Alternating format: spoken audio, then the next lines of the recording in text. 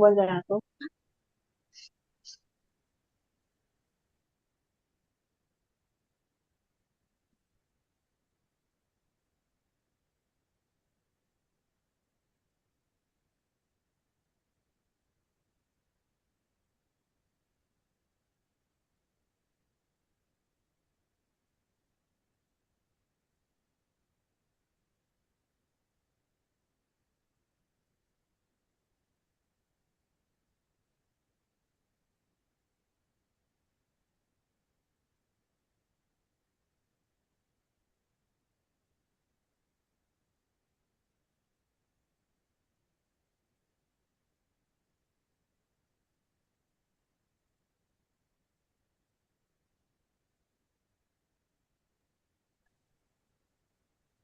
Assalamualaikum warahmatullahi wabarakatuh. Good morning, ladies and gentlemen. Alhamdulillah Rabbil Alamin, wassalatu wassalam ala asrafil anbiya wal mursalin, wa ala alihi wa sahbihi ajma'in amma ba'du. The Honorable Professor Fatul Wahid ST, MSc, PhD, as Director of Universitas Islam Indonesia, represented on his behalf by Mr. Wiryono Rahajo, MR, PhD, the Vice Rector for Partnership and Entrepreneurship of Universitas Islam Indonesia.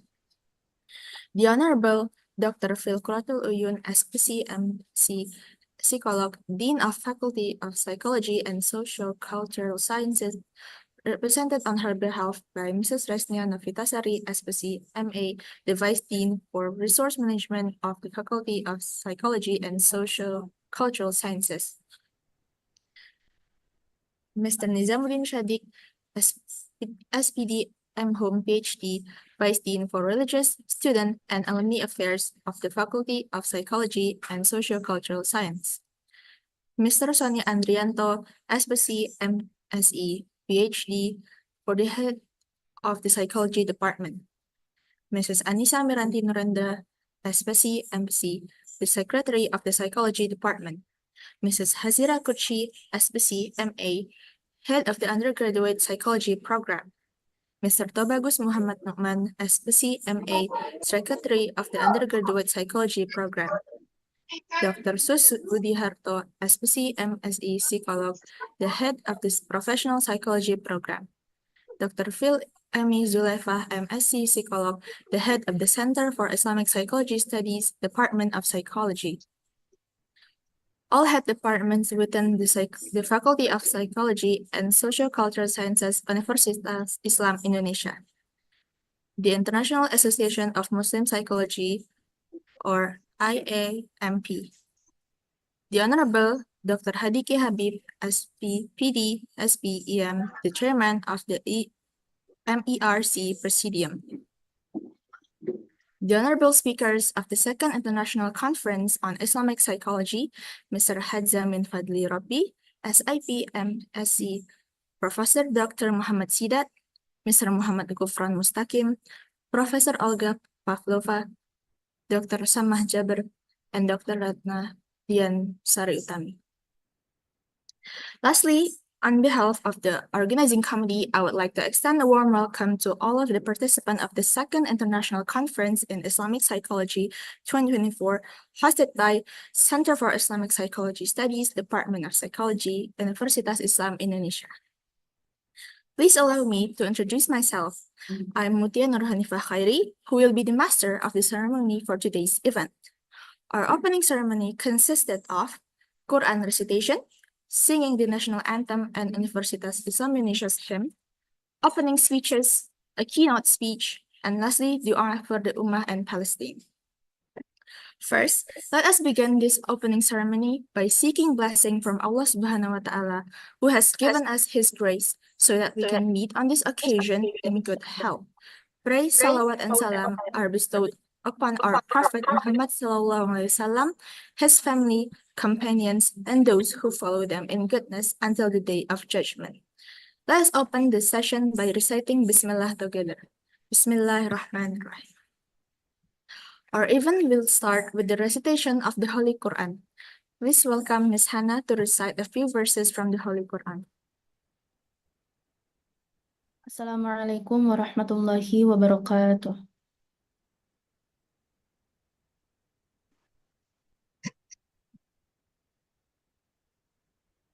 أعوذ بالله من الشيطان الرجيم.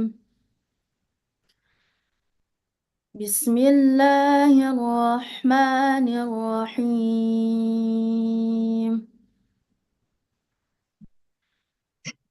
ولا تحسبن الذين قتلوا في سبيل الله أمواتا بل أحياء عند ربهم يرزقون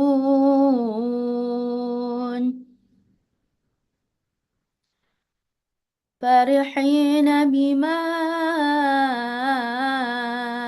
آتاهم الله من فضله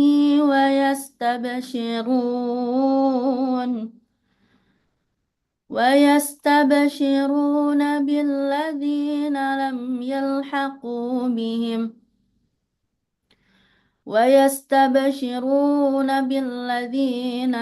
يلحقوا بهم من خلفهم ألا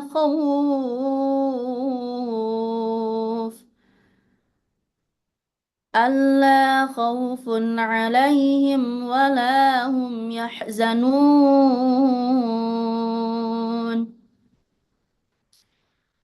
يستبشرون بنعمة من الله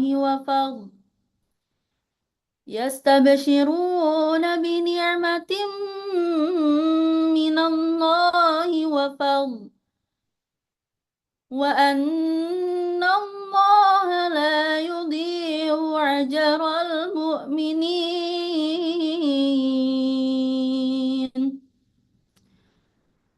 يستبشرون بنعمة من الله وفضل وأن الله لا يضيع أجر المؤمنين صدق الله العظيم. Assalamualaikum warahmatullahi wabarakatuh.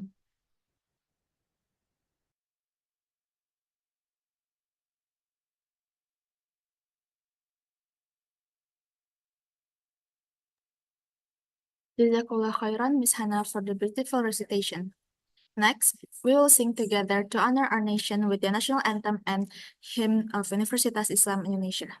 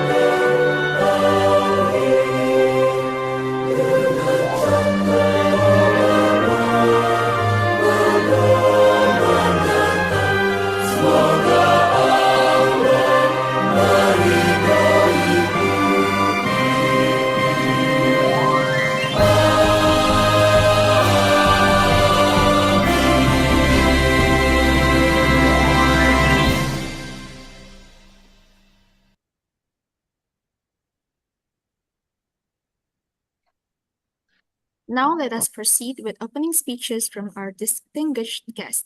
Please welcome the opening speech by Professor Fatul Wahid, SD, MSc, PhD, as Director of Universitas Islam Indonesia, which will be delivered on his behalf by Mr. Wiryono Rahajo, MR, PhD, the Vice Director for Partnership and Entrepreneurship at Universitas Islam Indonesia. Time is yours, Mr. Wiryono. Thank you very much. Assalamualaikum warahmatullahi wabarakatuh. A very good morning to you all. Rabbi Srosli Sodri wa Isli Amri wa Halul Uqdatan min lisani yafqahu qawli. Honorable keynote speakers, Dr. Hadiki Habib, Dean of the Faculty of Psychology and Socio-Cultural Science, Dr. Quratul Uyun, who is now in Pakistan. Honorable invited speakers for the plenary sessions. I'm sorry I cannot mention all of them. Honorable Dr. Emi Zulaifa as the chair of the Center of Islamic Psychology of Universitas Islam Indonesia. My colleague Ibu Rumiani, chair of the organizing committee of this conference, and all the participants of the Second International Conference on Islamic Psychology. First of all, let us thank Allah Subhanahu wa Ta'ala for the health and the opportunity He has given us so we can join this important event. I have to apologize for the absence of our rector, Professor Fatul Wahid, because of a conflicting schedule, and he sends his best regards to you all. Distinguished guests, ladies and gentlemen, I was trained as an architect, and within the field of architectures, we also have developed what we call Islamic architectures. However, the term mostly represents the design approach. It was not touch the dimensions of professional relationship between the architects and the clients. This seems different from the field of Islamic psychology. From my quick observation last night, I see that the field has grown faster and deeper. Islamic psychology addresses mental health in a comprehensive way. The Quran offers profound insight into managing griefs, anxiety, and despair.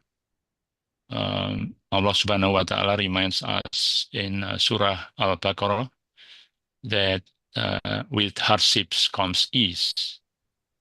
This encouraged believers to view challenge as part of a larger divine plan and to trust in Allah's wisdom.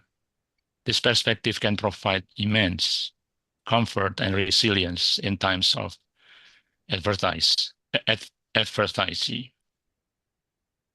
Islamic teachings emphasize the importance of maintaining mental and emotional health by turning to Allah in prayer and seeking support from family, community, and professionals. Prophet Muhammad, peace be upon him, encouraged seeking help for physical and mental ailments, indicating that seeking therapy, counseling, or even medical treatments is not only acceptable, but recommended within the Islamic framework. The 5 pillars of Islam provide a spiritual structures that can serve as a guide to psychological well-being. Our daily prayers create a rhythm of reflections and connection with Allah, offering moments of peace and grounding.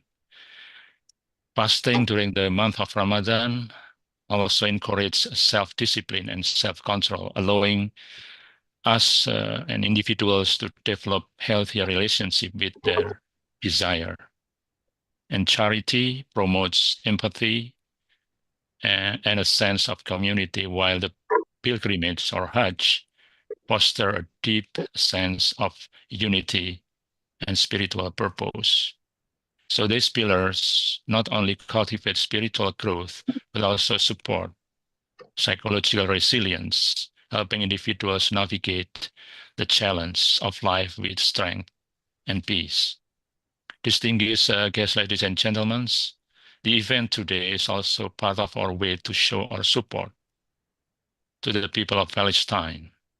In the past years, UII has been in partnerships with the Embassy of Palestine in Jakarta.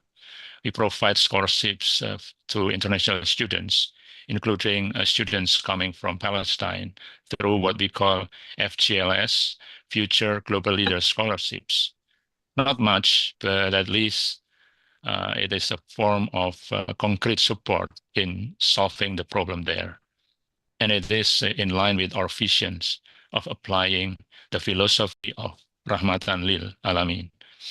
We hope through this kind of conference, we can develop ideas on how we can do more to help the people of Palestine in a concrete way. I hope this event does not only give us the opportunity to share the expertise and experience, but also to open network for future partnerships. Thank you very much. And to Bu Rumiani and the organizing committee, congratulations in making this event possible. Wassalamualaikum warahmatullahi wabarakatuh. Waalaikumsalam. Salam.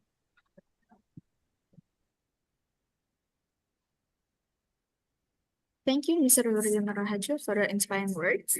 Now we have the honor of hearing a keynote speech by the chairman of MERC Presidium, Dr. Hadiki Habib, SpPD, SpEM. And now, without further ado, I invite Dr. Hadiki Habib to deliver his keynote speech. To Dr. Hadiki Habib, the floor is yours.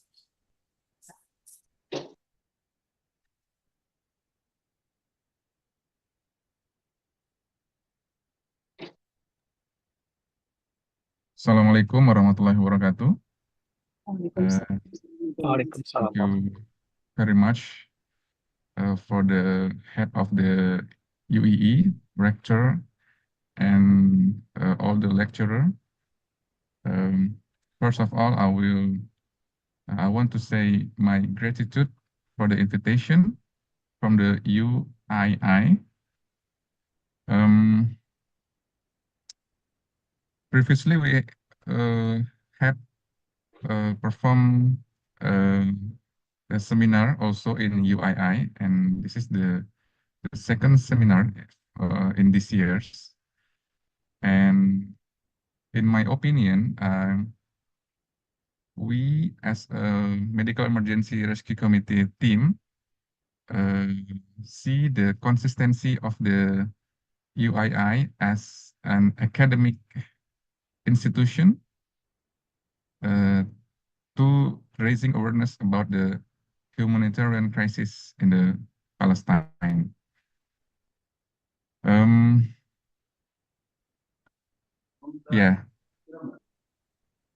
Now, Gaza specifically really need attention from all aspects. And today, the committee have spotlight on the psychological aspect. And this is a very important issue that we are not aware about this. And for this speech, I will share my presentations.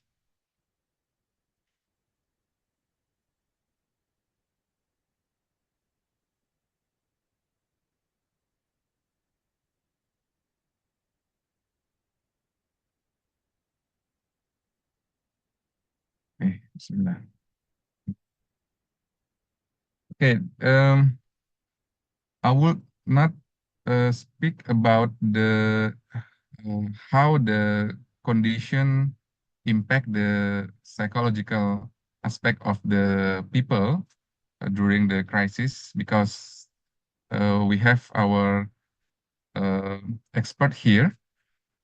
So we just focus on what we are doing in Gaza from Indonesia.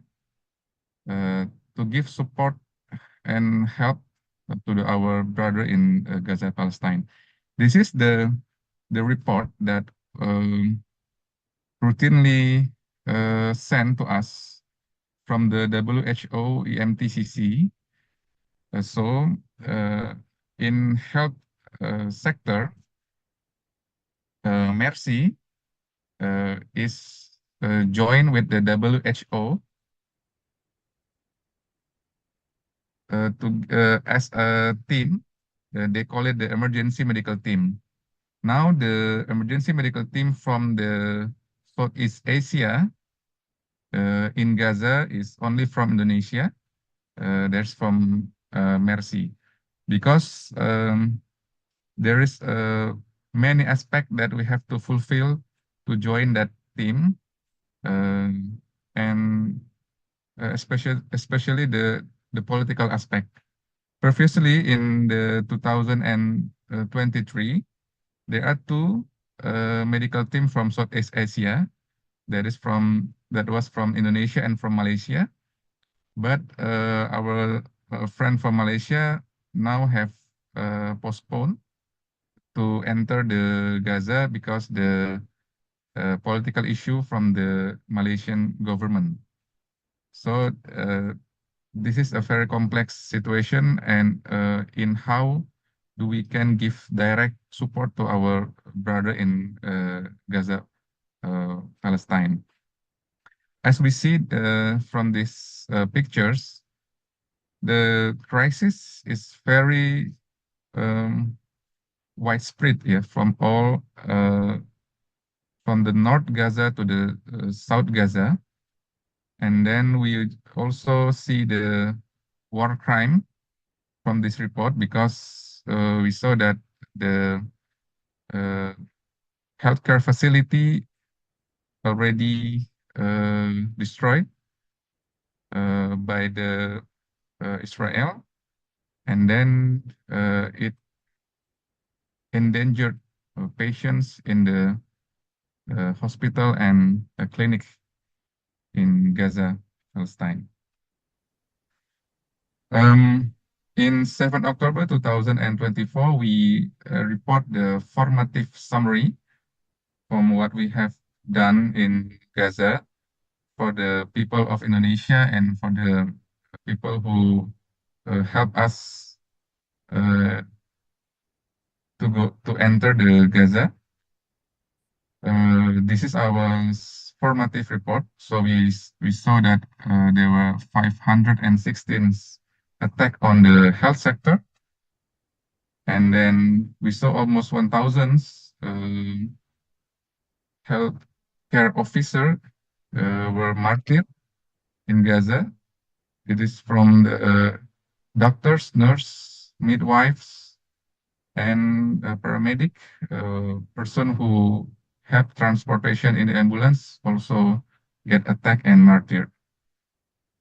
This is a report from 7 October 2024, and today this number increasing. From Indonesia, we already sent 6 teams now. We already sent 6 teams now, and about 41 healthcare personnel. We call it the volunteers from Indonesia, working under the WHO in the healthcare aspect, to enter the Gaza and perform their duty as a medical professional there. Consists of specialist medical doctor, general physicians, dentists, midwives and nurse, engineer, and logistic staff.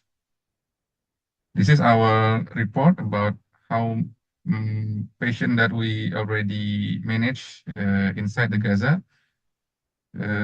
Compared to the victim, this is a very small patient that we can help there, and many of them were passed away due to the severe injury from the bombing and gunfires inside of the Gaza. We are working mobile from hospital to hospital. There were several hospitals that we already enter and try to function. First, Indonesia Hospital and Tal Al Sultan, An-Najjar, Emirati, Nasser, Al Kuwaiti, PHC, and Med Global. This hospital is from the South Gaza and to the North Gaza. Indonesia Hospital, especially, is located in North Gaza. And now, today, this hospital is already not function because in the around the hospital, the Israeli soldiers already put the checkpoint, so nobody come and out freely to the hospital. Okay, we already know that the immediate impact of disaster to a person is injury and death. But the major impact of the disaster to a person is personal well-being. Well-being is, it can represented in many forms. It can represented in the physical well-being or physical well-being. But in this specific issue of the humanitarian crisis in Gaza, the disaster is continued. I mean, every day they were bombing and attacking from the Israeli soldier all over the Gaza, and now we face the issue, the famine issue. So the injury and death is still ongoing. That's why the personal well-being is not become specific issue, because every day they were martyred, and then we saw that people in Gaza have short mourning. Yeah, they have short mourning, and then they have to face the others' risk of their well-being and their health. So we already know that the crisis have impact on emotional, cognitive, physical, interpersonal, and I'm just want to share to all the audience about this impact already present in Gaza, and it will increase and have dangers not for the Gaza resident itself, but also for the person who enter the Gaza and give the help, such as the WHO or like our team in Mercy. Yeah, the impact could be on the war victim itself, or the battle personnels, and of course for the healthcare and logistic personnels. This is the situation that we as a Mercy team daily receive from our the WhatsApp group coordinator from Indonesia to in Gaza. We have daily report about this situation update. So if you can imagine that we read this report daily, this is a very stressor information for us who live in Indonesia. You can imagine how can this stressor impact on the people who live in Gaza. So every day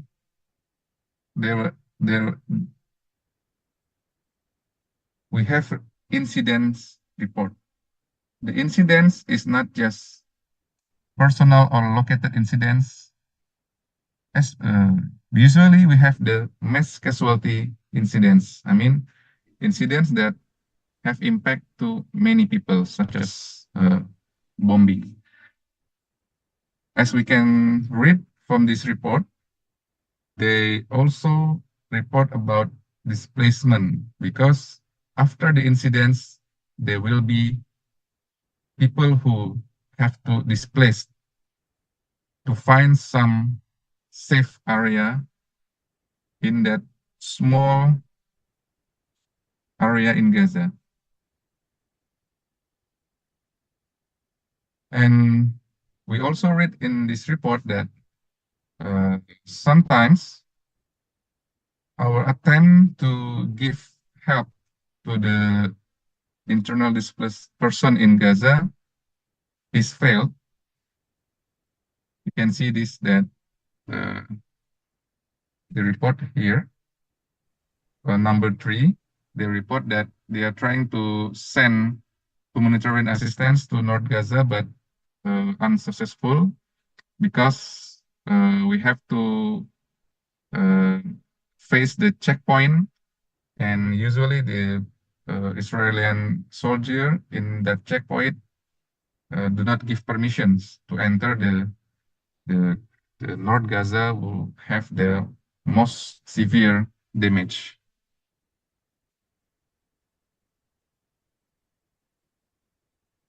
This is also report from the journalists in Gaza. This is not the Hamas soldier, no. This is persons from the hospital of Kamal Adwan.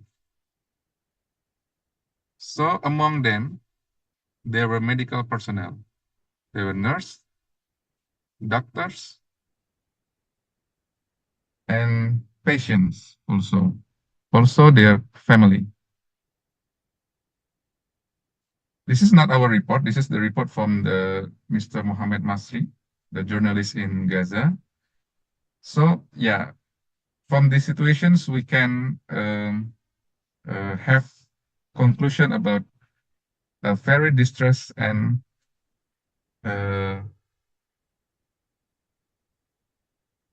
yes, the Australian personnel also try to threaten their dignity as a human.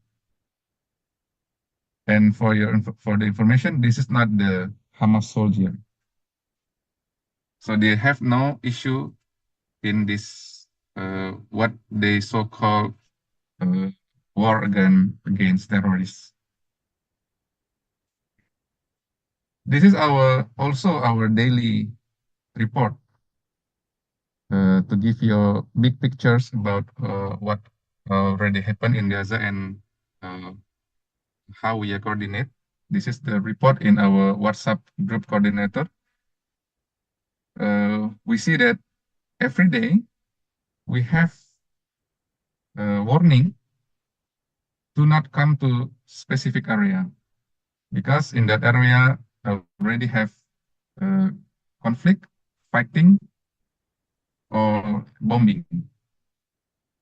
As we can read in this report, they said that due to the existence of mass individuals in the mentioned area. What does that mean? It means that there were horizontal conflict in the Gaza, where people, IDPs itself, have to fight each other because they have to find food to eat for their own family. Our people in Gaza report that now ordinary people in Gaza, they walking with gunfire or walking with knife, because there were no specific law in the Gaza itself, so they have to defend themselves if somebody want to attack them. So the conflict is now extend to the among IDPs in Gaza. Ladies and gentlemen, we now have the emergency medical team group 6. Now they reside in Gaza City and working in the hospital under coordination of WHO. We have 2 surgeons, 1 obstetric gynecology specialist, 2 nurse and 1 engineers. As I said before that what we do in Gaza is very small, but you know what they said when we come? They said that when they see the face of Indonesian people who always smile, like these pictures, they said that they think they still always have some hope. So hope is something that very important for the people in Gaza right now, because from the social perspective right now, we see that the destroyed in the Gaza is very extensive, and maybe from the logical thinking, it will still hard to rebuild the Gaza. But when the people in Gaza have hope, we believe that they can find the way to comfort and cure themselves and their psychology, and then to maintain their spirit for the freedom of the Palestine. In my last speech, I want to inform that even though I share to you the devastating condition of the Gaza and the Gaza people, we also stated that many of the Palestinians in the Gaza really have a very endurance psychological conditions. My colleague in this AMT6 said that as a normal human being,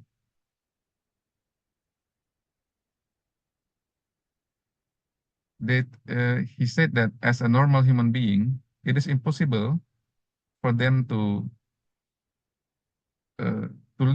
still live in Gaza and still fight for the life there. But he said that Gazan people is built different, and they believe that their Quranian principle have very major impact to their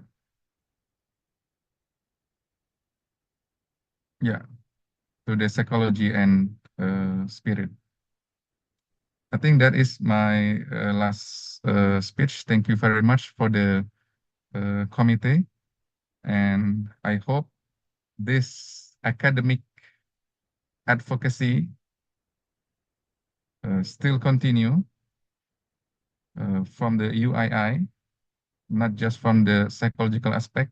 We really need help from many aspects to increase awareness in what happened in Gaza and stop the humanitarian crisis that happened there. Thank you very much for your attention. Assalamualaikum warahmatullahi wabarakatuh. Waalaikumsalam. Thank you.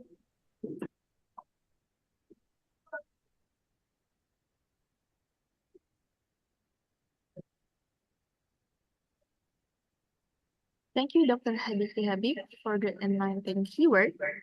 To conclude his opening ceremony, we will do a dua for the Ummah and Palestine. Please welcome Mr. Willie Ashadi, who will lead our dua today. Thank you, the chairman and committee.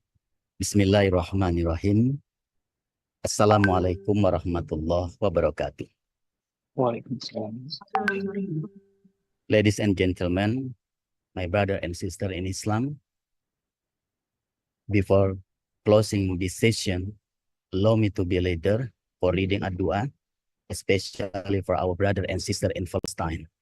Before that, let's start our dua by reading Surah Al-Fatihah together. Syai'ulillah walillahi ta'ala wa sa'afati Rasulillahi sallallahu alaihi wasallam wa ala alihi wa ashabihi wa qarabatihi wa ahli baitihi ummatihi ajma'in. Syai'ulillah wa lahumul Fatihah. A'udzu billahi minasyaitonir rajim. Bismillahirrahmanirrahim. Alhamdulillahi rabbil alamin. Ar-Rahmanir Rahim. Maliki yaumiddin. Iyyaka na'budu wa iyyaka nasta'in. Ihdinas siratal mustaqim. Siratal ladzina an'amta 'alaihim ghairil maghdubi 'alaihim waladdallin. Amin. A'udzu billahi minasyaitonir rajim. Bismillahirrahmanirrahim. Alhamdulillahi rabbil alamin. Allahumma salli wa sallim wa barik ala sayyidina Muhammadin wa ala alihi wa ashabatihi ajma'in. Allahumma ya Allah, inna nas'aluka salamatan fid din wa afiatan fil jasadina wa ziyadatan fil ilmina wa barakatan fil rizqina wa taubatan qablal mautina wa rahmatan indal mautina wa maghfiratan ba'dal mautina. Allahumma ya Allah, hawwin alaina fi syakaratil mautina wan najata minan nar wal afwa indal hisab. Allahumma ya Allah, ij'al jam'ana hada jam'ana marhuma wa tafarraqana min ba'dina tafarraqan ma'suma. Allahumma ya Allah, ij'al talamizana wa talamizatana wa ija'al asatizatana wa asatizana min ahlil ilmi wal khair wa la taj'alhum min ahlis su'i wad dhair.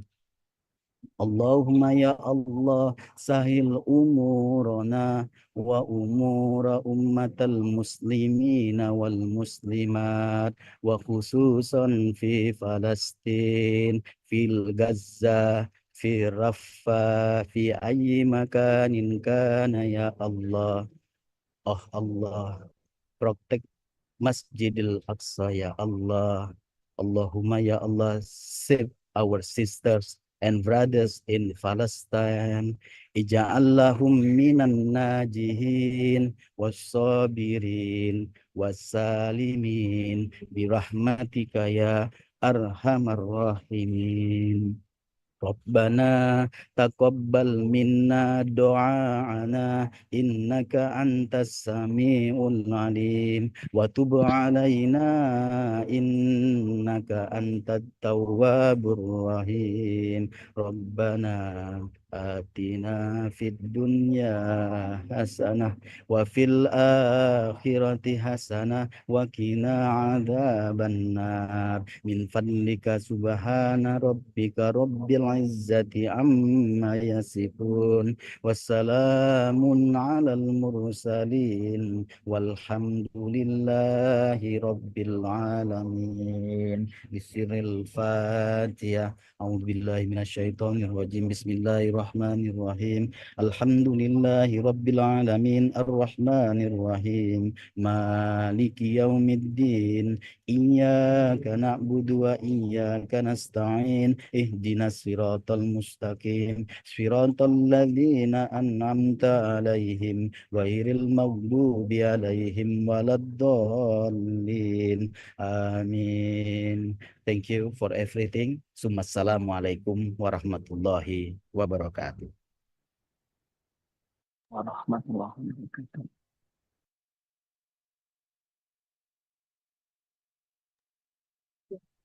Amin ya Rabbal Alamin. With this, the opening ceremony of the ICIPSY 2024 officially concludes.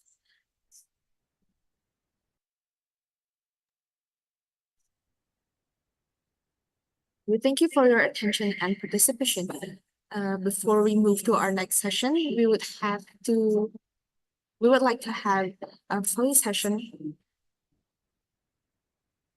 So all participants who is able to open their camera,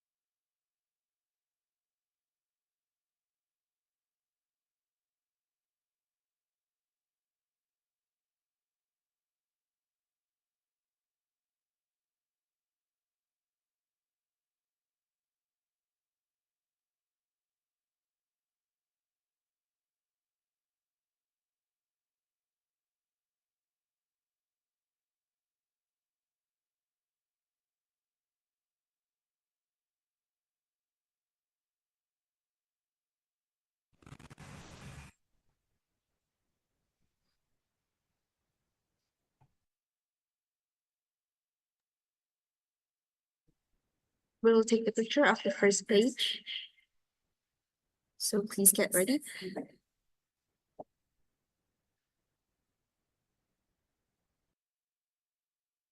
One, two.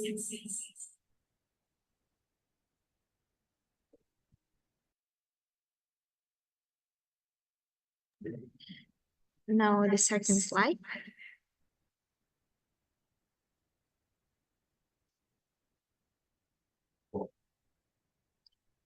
And lastly, the third slide.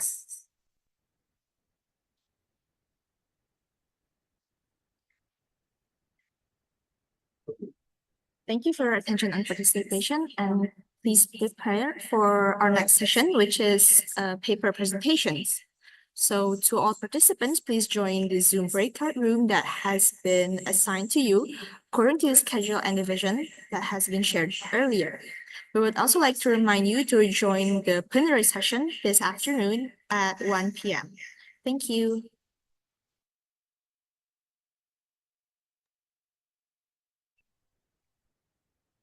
Okay, thank you. Thank you, Pak Wing. Thank you, Dr. Hadiki.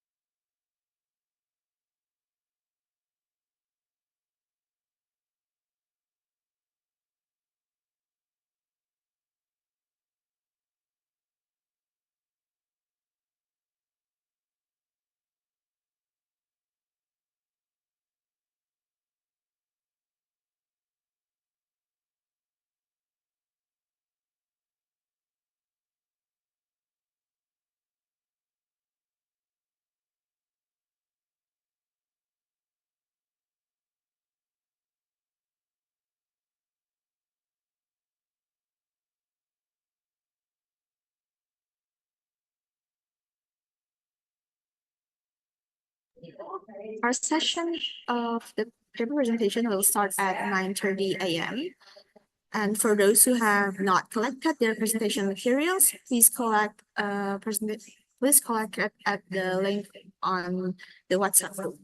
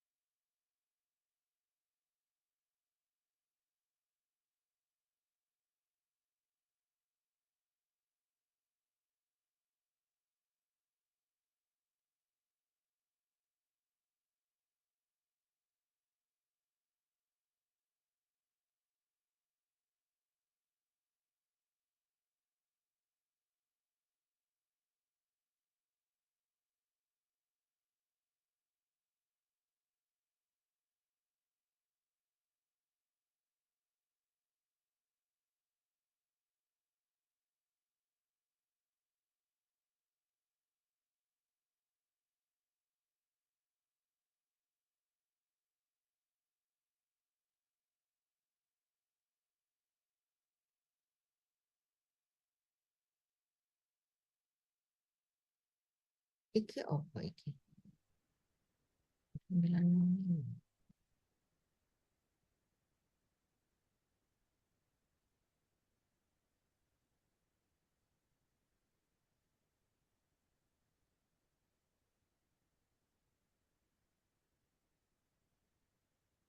Jam 9.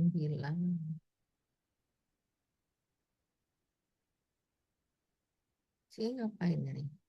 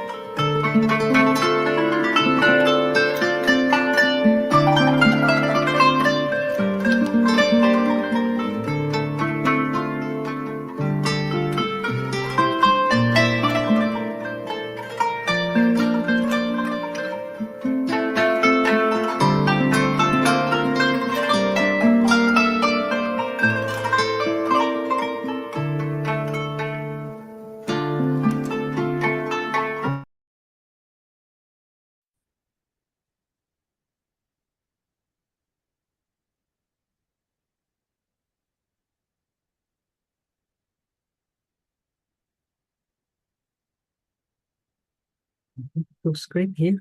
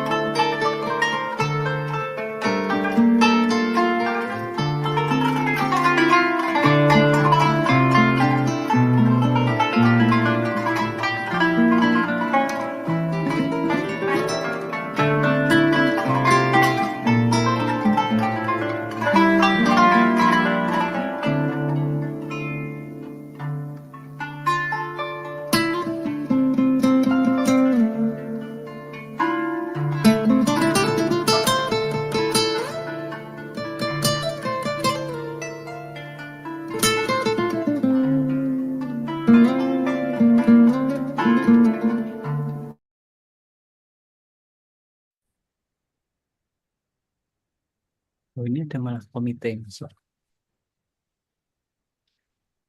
Kita mulainya 9.30 ya, 9.45 ya. Silakan. Kalau di grup itu 9.30, Pak. Oh, oke. Saya bilang Bu Hasira dulu.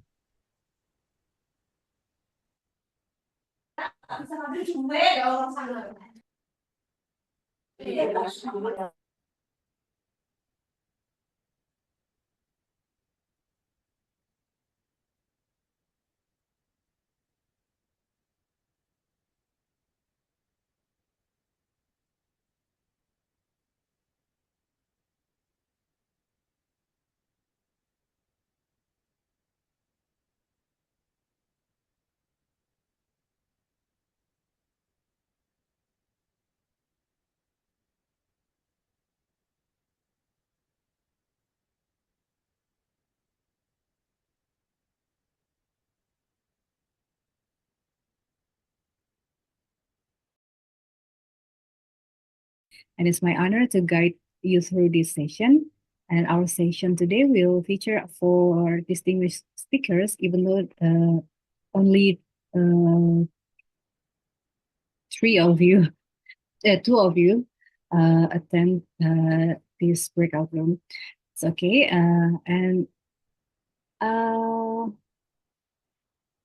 Each of the presenters will be offering insightful perspectives on topics related to Islamic psychology. And before we begin, I would like to take a moment to remind all of you the session rules. So the presenter will have 10 minutes for the presentation, and afterward we will have 5 minutes for Q&A session. And please ensure that your questions are concise and to the point, so we can accommodate as many as possible within the allocated time.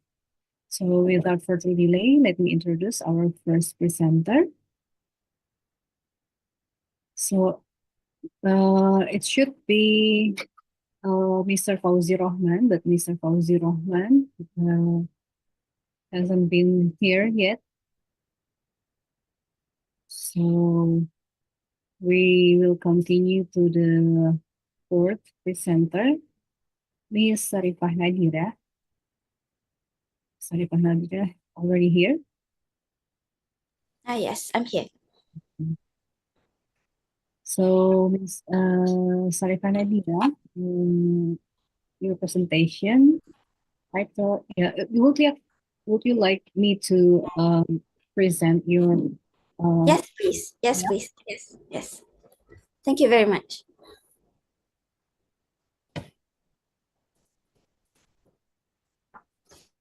A minute. Oh, you sent us the PDF, right? Yes, I've sent it. Okay.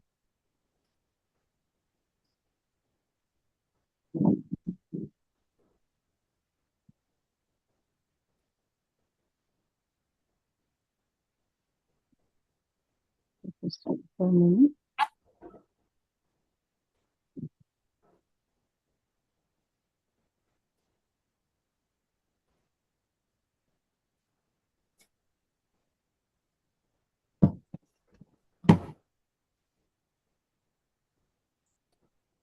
Okay, thank you very much. Yeah, I will try to open from the PowerPoint. But apparently, the PowerPoint of my computer is have some trouble, so I will open from the drive. Yeah, no problem. Thank you. Okay.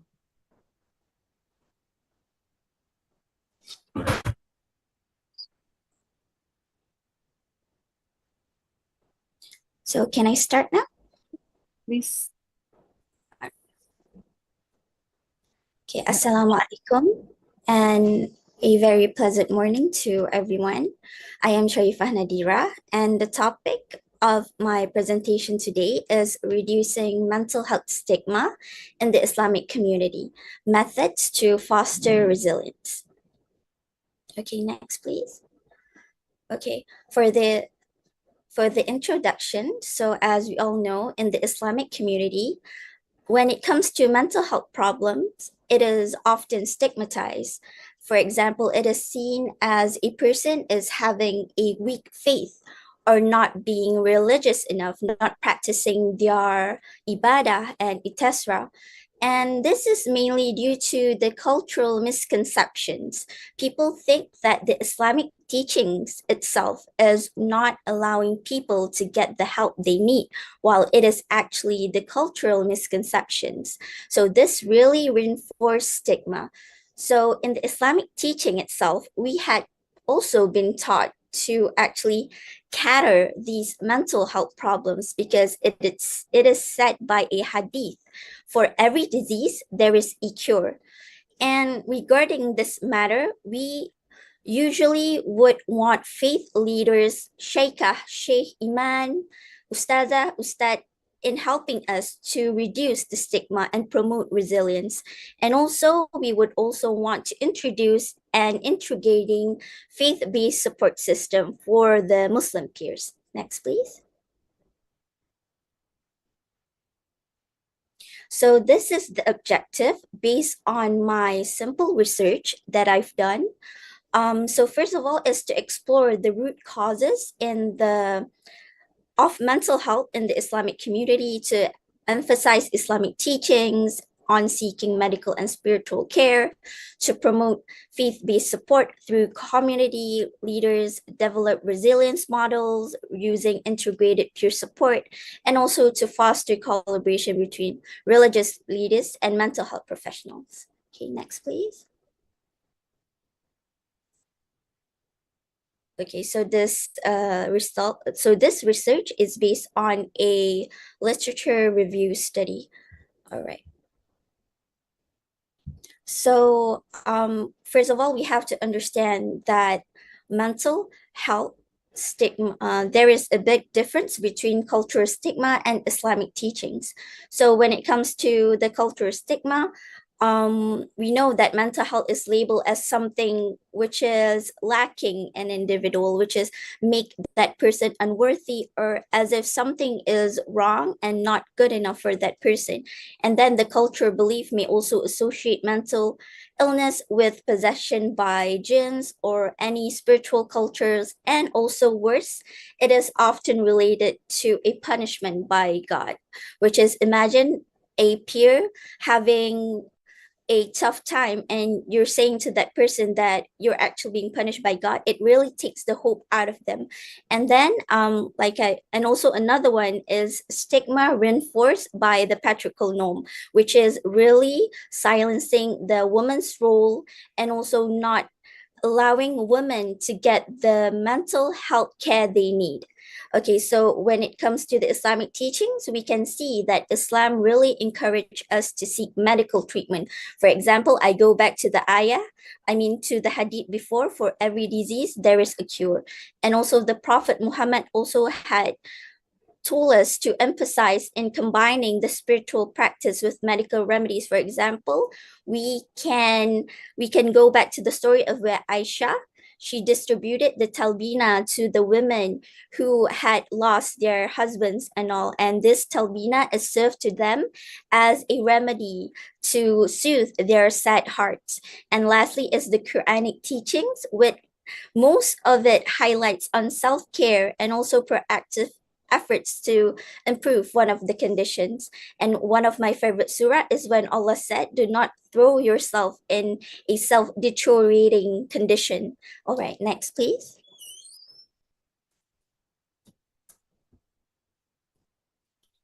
All right, so the social support in building resilience. First of all, I would like to define briefly resilience. It involves turning adversity into strength and maintaining psychological well-being. So it is really important to incorporate resilience in the social support aspect, because it significantly will enhance resilience among peers. So I will just go briefly due to the shortage of time. So first of all, it can boost resilience. It can help with emotional and spiritual well-being. It can help in integrating the approach with a holistic improvement, it can also help to boost the role of faith leaders, imam, and community leaders, which they are really important in guiding the community itself. Next is the peer support group, which facilitates sharing experience, survival stories, and helping to encourage them to instill hope. And lastly is by combining social, emotional, and spiritual support for a holistic improvement itself. All right, next. All right, so based on the Islamic perspective itself, when it comes to community support, Islam really encourages to build a supportive community because it is an obligation in Islam itself. It promotes collective responsibility and compassion within the society. We can see there is 2 of the Quranic ayah, which is help one another in righteous and piety, but do not help one another in sin and transgression. So the next one is the believers in their mutual kindness, compassion, and sympathy are just like one body. And the role of social support in building resilience is that it helps the peers in the community, Islamic community itself. So I would like to emphasize on imam and leaders, as I know that not many are actually enlightened on the mental health aspect, but still we can do a lot of efforts in helping them to educating, awareness, collaborating with these religious leader for them to be knowledgeable on that aspect, because imam itself, they hold an important position in the Islamic community itself. All right, next. All right, can we go to the next slide? All right. So this is the proposed methods that I would like to introduce, which is, first of all, is to educate religious leaders.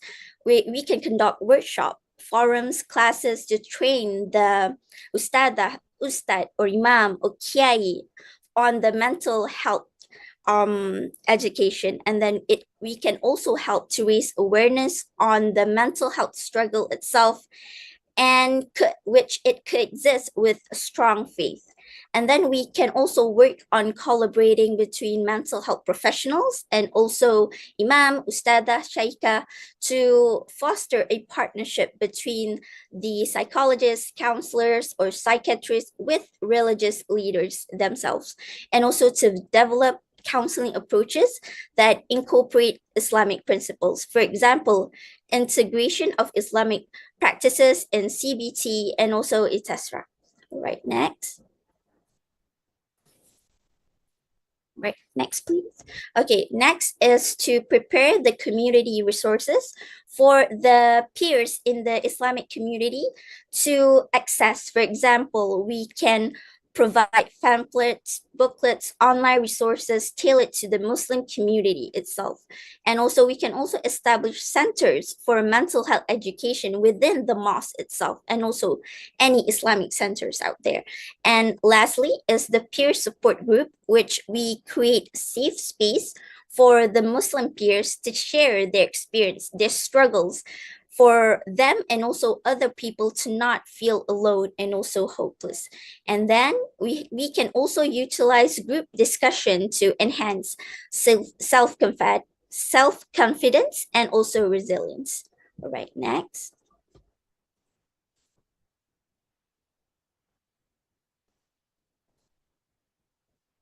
All right, so the last conclusion, please. All right, so in a conclusion, breaking down the stigma in the Islamic community, it really requires a holistic approach, a collaborative approach for us to make this a dream come true. And also by us integrating the Islamic principle within the modern mental health practices, it can really help to create a supportive environment for the people, for the peers, for the patients who are struggling with mental health challenges. This can also empower the religion leaders, the ustada, the ustad, the shaikha, in becoming mental health advocates too. And also we can encourage a community-wide effort to support mental well-being holistically. So, and also lastly, to prioritize education and awareness to dispel harmful misconception. All right, I think that's all for me. Thank you very much.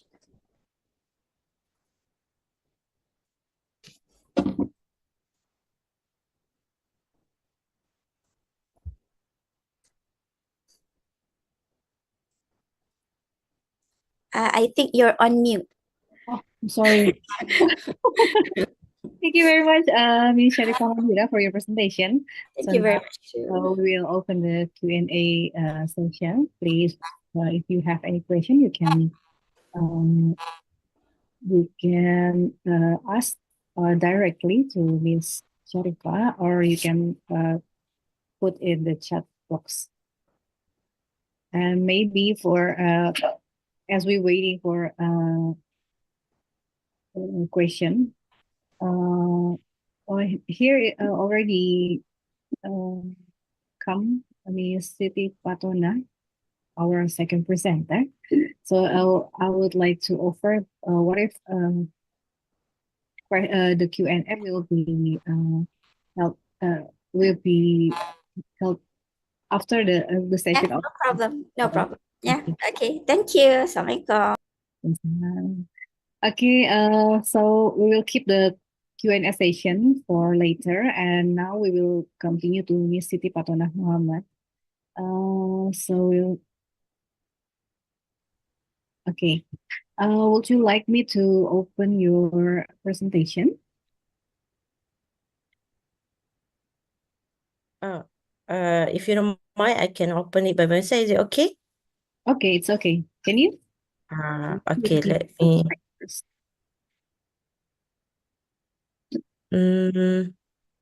Okay.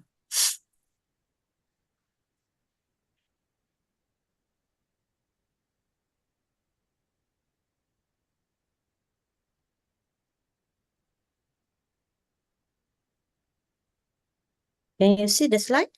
Yes. Alhamdulillah. Okay, we're gonna start right now. Yes, you can Okay. start. Your time is 10 minutes, please. Okay, Bismillahirrahmanirrahim. Assalamualaikum warahmatullahi wabarakatuh, and very good morning to all presenter and the participant in this room chat. Okay, my name is Siti Patona Muhammad, and for my presentation today, I'm gonna talk or share my experience about my PhD study. And the title for this presentation is the role of biopsychosocial spiritual coping in stress management among Muslim parents of children with autism, a faith-based approach to caregiving challenges. Okay, so I highlighted a few terms. Okay, as you can see, I highlighted a few words, meaning that throughout this presentation, this is the main idea that I want to share with all of you about how the participant or the sample, which is the most of the participant is the Muslim parent of the children with autism, and how they deal with their stress management, how they deal with their stress in order to raise up their children with autism. So I am from Universiti Malaya, Academic Pengajar Islam Kuala Lumpur, Malaysia, and I am very lucky to be here with all of you to share the idea or the research. Maybe some of you might have some idea to share idea with me, so we can discuss together in this conference, inshallah. So for introduction, here is I would like to define what is the stress. Okay, as we know, stress is a common experience encountered by individual. Either it can be positive stress or negative stress, depends on its intensity. Okay, every day we are having stress. Either we are a student or we are a worker we are even a children, okay, we are having everyday stress, but it depends on how we manage the stress and how impact the stress to our life that cause the how impact the well-being of our daily activities. Okay, so for parents of individual with autism, if we read from the literature, they are experiencing higher level of stress if we compare the stress with the other parents of children with other disabilities such as Down syndrome or parents of typical developing children. So if you read from the articles, many have shared how parents of individual with autism having higher level of stress because of some factor. For example, because of the parental characteristic, or it can be because of the child-specific traits like their behavior.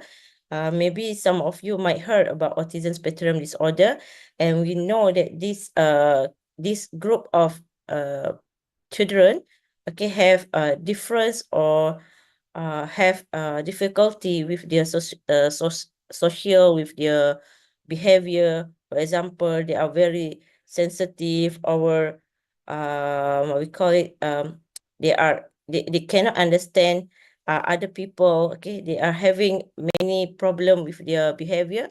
They are easily tantrum. Okay, so normally the big factor why parents become stressed are because of the child specific traits. Okay, and there are also some other factors that cause the stress among the parents of children with autism, such as their family support system. Maybe some of them do not have enough support system from the environment, and also the social support.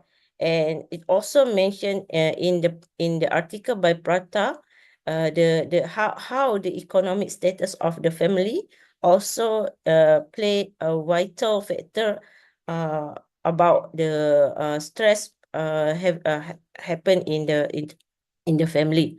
So why is it important we look at this is this community or this vulnerable group? Because as we know, the raising number of the individual with autism can be seen globally. Okay, nowadays there are many children being diagnosed with autism, and that's very important. I think either in Malaysia or Indonesia, so every part of in the world, okay, having the increased number of children with autism. So with the increasing number of children with autism in the family, cause some we call it incidents that not good happen in the family, such as the homicide, children homicide among the parents of among the family of the with having children with autism. So it has been reported in this article. I snapped this article about the homicide incident involving children with autism disorder, as victim reported in the US new media 2000 and 2009 until 2019. Okay, so here mentioned the most commonly side contributing factor was overwhelming stress from caring for the autistic children. Okay, even in Malaysia, we are also having a case of children. Okay, we call which is Zain. Okay, has been killed. But the case is still under investigations. Either the parents is are the one who killed the child, or maybe others who are in charge with the killing of the autistic children. Okay, so it's happened and it's reality. We have to aware of these conditions and try to help this family of children with autism to make sure they are able to tone down the stress and make sure they can have the we call it support from the environment, the surrounding. Okay, So the existence of the children with autism can we say it as al-itila or trial of in the family. Okay, the concept of al-itila have been mentioned in the Quran many times, and here I bring out two ayats from the Quran, from Surah Al-Baqarah and Surah Al-Taghabun. As you can see here, and certainly we shall test you with something of fear, hunger, loss of wealth, life, and fruits, but give glad tidings to the patients. Your wealth and your children are only a trial, whereas Allah with him is a great reward. Okay, so here we can see from any trial or any test that Allah mentioned in the Quran, Allah did also mentions that after, or if we are patient, sabar with the conditions of this trial, okay, we will be given the great reward by Allah Subhanahu wa Ta'ala. So what does it mean by the trial or al-ibtila for these conditions of having children with autism? So it actually it is the test or trial for the parent themselves on how they are able to take care of the children, okay, to give the good education, good support, the good treatment for the children. So if they are able to do this, all these good things, and inshallah they will be rewards after, in hereafter, inshallah. And also is the existence of these children also not because of the trial on the parent themselves, but it also involves the society and the government. Okay, as we know that there are still stigmatizations among the family of parents, family of children with autism in some part. Okay, in some part, or also some society, as they thought that these children are having a bad behavior, so they are still do not know about the conditions of the autism. So there are some still, even though the awareness increasing, but there are still we can say that some part of the society that do not really understand about children with autism, and then they blame the family if they are having behavior problem with the surrounding. And also the test also refer to the governments, because in the increasing number of these autism children, government should take actions on how to deal with this group of vulnerable group, because as we know, for example, the therapy for the autism is quite cost and expensive, and maybe the government should play actions on how to help this family of children with autism in reduce the treatment, or in reduce the fee. Okay, they need to attend the therapy that they need. Okay, so here are the coping strategy. Okay, so we know how stress is the family of children with autism, and for the presentation, I would like to come out how the coping strategy have been done by doing this research. So we know that coping strategy, from its definition, is an action, a series of actions or a thought process used in confronting a stressful or unpleasant situation, or in altering one response to such situations. Okay, so for this coping strategy, okay, we can see that for parents of children with autism, Gray 2006 in his paper show that how parents tend to shift toward greater reliance on religious faiths and emotion-focused coping strategy in order to help their stress management. Okay, so also in this paper, Gigatterson and also Tate, they also mention how the parents look for the Islamic or religious coping strategy. For example, they believe in God, tawakkul, and acceptance of divine with qada and qadar, in coping the stress that they face. Okay, so for this study, actually this is a mixed method sequential explanatory design, where I'm doing the two phase of the research. I did the quantitative and the qualitative research, where for this conference, for this presentation, I will just only mention the result, the output from the qualitative output, which is to explain, okay, how from the quantitative we identify those with the highest average mean score, which means that they are in good well-being, in the conditions of their quality of life, and also the stress. So those with the high or better quality of life, we identify and ask for the permission to be involved in the interview session. So then it's come out 6 participants are willing to join the interview session, and then we do the transcriptions and also thematic based on the biopsychosocial spiritual aspects. Okay, so this is the demographic informations about the participants.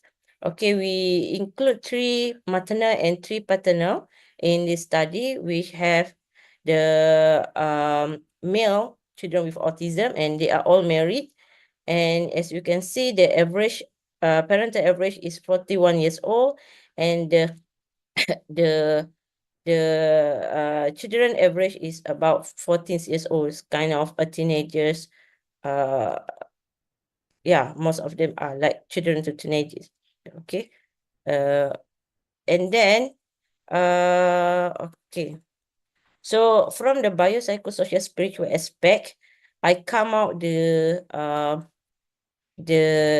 transcription. Okay, I make a thematic transcription analysis about the how these parents are able to maintain their well-being based on the biopsychosocial spiritual. So as you can see, under the physical aspect or biological aspect, parents did mention about physical activity, physical contact, diet management, and also supplement or alternative intake that they practice to control their stress. For example, I read here from one of the participants, they said, I always exercise and do this after asar, which and then they also mentions about one of them also mentions about control diets. Okay, and also there is one interesting statement from the parents that mentions about how he said that he must hug his children, his autistic children, every day, because it can reduce the stress that he faces in daily life. Okay, so this is kind of sub-thematic of the physical aspect. And then under the psychological setting, I differentiate it into 8 sub-theme, which is avoiding uncomfortable situation, preparing through planning, engaging in enjoyable activities, seeking relevant knowledge, maintaining a positive outlook and health, employing problem-solving skill with diverse strategies, finding joy in the process, and embracing self-acceptance. So here is some of the statement from the parents. So one of them, they mentions that they do not want to get with the stress by doing by not meeting their friends or their families or participating in any events that involve many people, so they avoid from meeting them. This is one of the strategy to become stressed if they bring their children with autism to the events. So some of them mentioned also about the preparation they have to do before they go to any place such as mall and etc. So it's for example, this parent mentioned about social story to their children before they do or before they going to the mall, etc. So this is the psychological setting. And then the coping strategy based on the social support. Okay, from the interview, I also identify a few groups that play important task to help this family or parents of children with autism, where they are grouped under family members, partners, colleagues, the autism community, and also the government or industrial organization. So you can see here, one of them mentioned about how the colleague, okay, the workplace are very supportive. So it's make it easy for him. If one day if he having problem or needs help from his colleague, it can depend on them. Okay. Then they also mentions about how the government support this group by having the privilege for certain place, such as the Maiden is the shopping complex in Malaysia, and they have the privilege for a person with autism, and this also been gazetted by the government, where they must have this privilege to do certain thing. Okay. And the last one is the religious aspect. So here, I can see that I can see that from all the 6 participants that's involved in this interview, most of them can mentions about this concept of Islamic factor. For example, in order to reduce the stress is to have to understand the concept of acceptance, redha, to have the gratitude to Allah, to think that the existence of the children is kind of the gratitude from Allah, and also maintaining good faith, husnul zan towards Allah, exercising patience, sabar, reliance on Allah subhanahu wa ta'ala, recognizing sustenance, understanding blessing in disguise, focusing on the hereafter, and the practice of ibadah and worship. So as you can see here, so one of the client or one of the participant did mention how with the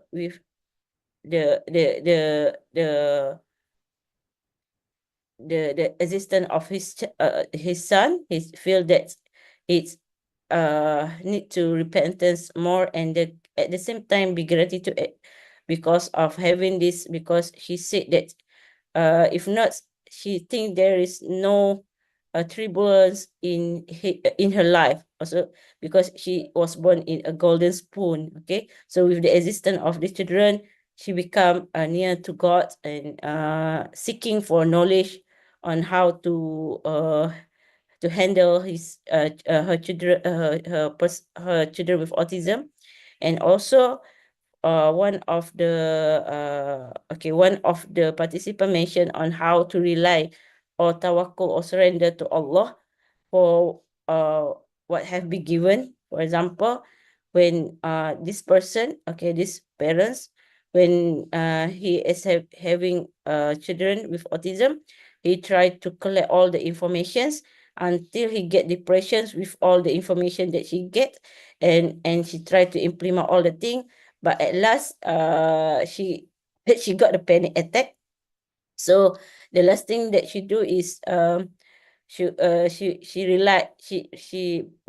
believed that inshallah that Allah will help her, and then she wake up and understand that she cannot do all sort of thing, but just to rely on Allah about her children. Okay, so for the conclusions, I can say that from the study, which is involved all the healthy level of the well-being of the parents, because we know that how to we say how these parents with autism, which we said that's having more stress, more difficulty with the children, but can have healthy level of well-being. So from the study, from the interview, we can get up the secrets on how they manage their life to release from the stress, and also to balance the work-life balance and also with the children. So based on the interview, and we calculate that almost 50% of the term biopsychosocial spiritual aspect, 50% focusing on the spiritual or religiosity, 24% focus on the psychological methods, 60% focus on the social sports, and 10% focus on the physical approach. So based on this biopsychosocial spiritual model, I would like to recommend for the future research for all this holistic aspect. Maybe researcher can invent strategy to include all this aspect with the tendency to focus on or highlighted on the religious model, which is almost 50%, and then others aspect of the life such as psychology, social, and also physical approaches to help parents of person with autism in handling their stress in order to take care of their children with autism. So I think that's all from me based on the interview, the result from the interview that I have been done. So I hope this can enlighten your perspective about parents of about how this parent of children with autism taking care of the children, but at the same time with the belief in the faith in religious are able to make them sustain in their life. Okay, so I think that's all from me. Thank you. Okay, thank you very much, Ms. Siti Fatuna. And all the presenter has been present their paper. Two of the other presenters will be come tomorrow, inshallah. So now we will open the Q&A session. Please, if you have any question, you can ask the first presenter, Ms. Sharifah, and also the second presenter, Ms. Siti Fatuna. Maybe I would like to ask for Ms. Sharifah first about the presentation, reducing mental health stigma in the Islamic community.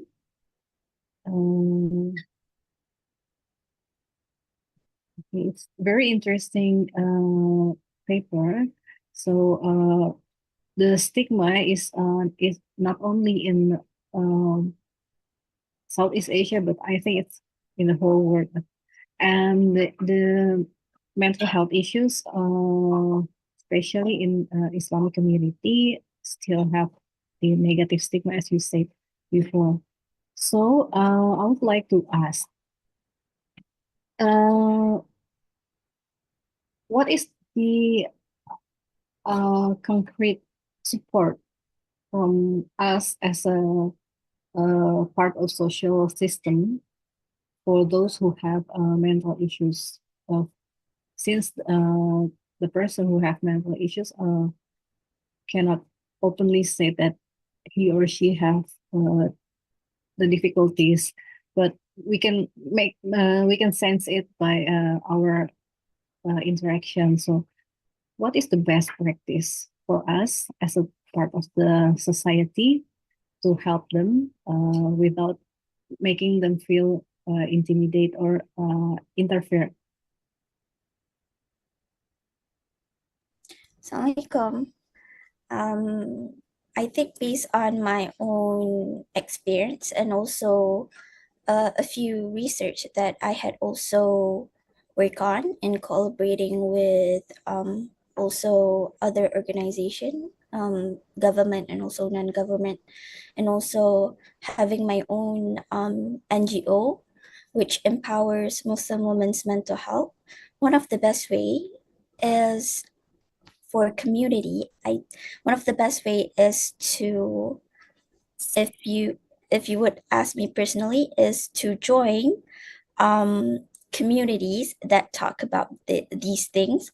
But I know to join, initially it does scares the people who are having these kind of problems, but I me personally, I also witnessed a peer who at first she does not actually trust these kind of mental health awareness organization.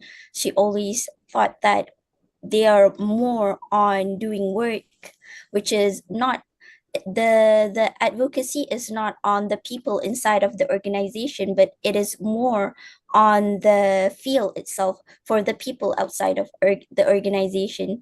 So but somehow she tried, and then even inside of our organization we work on a therapeutic base organization itself. So for me, if you ask how can they do that, I think when it comes to community, the organization itself, it needs to incorporate the therapeutic based approach, which is to ensure that the people inside of the organization are understood and also being given empathy and also the compassion that they need before the people inside of the organization itself extend the empathy outside, because usually we can see that within these organizations that advocates on mental health, usually they go and extend to the community and society, but at the same time the community members and also the members inside of the organization are also in need of help and also compassion. So my recommendation is for the organization itself to build a therapeutic approach, therapeutic organization, and then at the same time the people outside of the organization itself can have the trust. It builds the trust of the people out there. Yes, thank you. Thank you very much. So May I interrupt? okay. Okay. I'm sorry for being late in this chat room. So I didn't get the full presentation from Ms. Sharifah. So your topic is about mental health stigma, right? Yes. Yes. Mental health stigma and the methods that needs to be done to, let me check the title once again. Okay, reducing mental health stigma in the Islamic community, methods to foster resilience. Okay. So my question is, I always wonder because people say that normally those who having mental health problem, okay, some of them are with the we can say that they have a good knowledge about religions, about Islam and etc. So people always mention why this kind of people, if we say that near to Allah, near to God, always practice the ibadah, etc., etc., but still having the mental health problem. So what is the cause? What is the turning, or I don't know what is, we can say the turning point for these people to have this kind of mental health problem. Like us lah, maybe we have the problem, everyday problem, but we don't get the until the stage that we are having depression, etc., or schizo. So what actually happened in this individual? Yeah. Puan Patona, is it okay if Yes, I okay, fun. Yeah. Thank you very much for the question.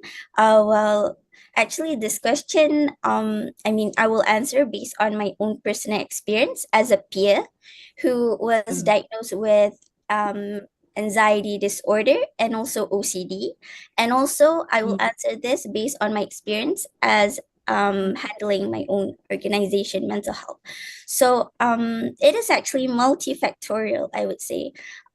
It goes on to the social aspect, to the family aspect, and also to even to the community itself. The upbringing of the person in a family, is the person being affected by trauma, abuse, neglect, or even domestic violence. So those are actually the root factors when it comes to the social aspect, the family. And when it comes to the environment, the working environment, the friends, the groups of people that they have to expose themselves to besides their own family. And those are also the people that will affect them. The environment, is it healthy or non-healthy? It includes even in the learning institution. And two, the working places. For example, there are also cases where children are going through rough times in schools, being discriminated. The clever students are being given extra attention, and then the students who are not performing, they're not be given good attention. So this also happens in the family, where favoritism also occurs, you know, fathers and mothers choosing their own favorite child. And also domestic violence, such as mental abuse, emotional abuse, because it doesn't only happens in physical aspect only. You don't have to hit that person like literally, but even with gaslighting and manipulativeness, narcissism, and also things that comes into the circle can really affect become one of the factor that leads into people having mental health problems. I would choose the word mental health problems because, and also your question is why people who who are practicing religious, people who are religious enough and all. So this also comes to religion abuse, people who are actually using the Quranic verses in their advantage to silence the people. This usually happens in household too, where I would say that most cases are is where I will be consulting them, I would say. So women in these kind of household, they come and then they are telling us, okay, so my husband is actually doing something that I'm not favoring, which is something that hurts me, not only physically, but also emotionally.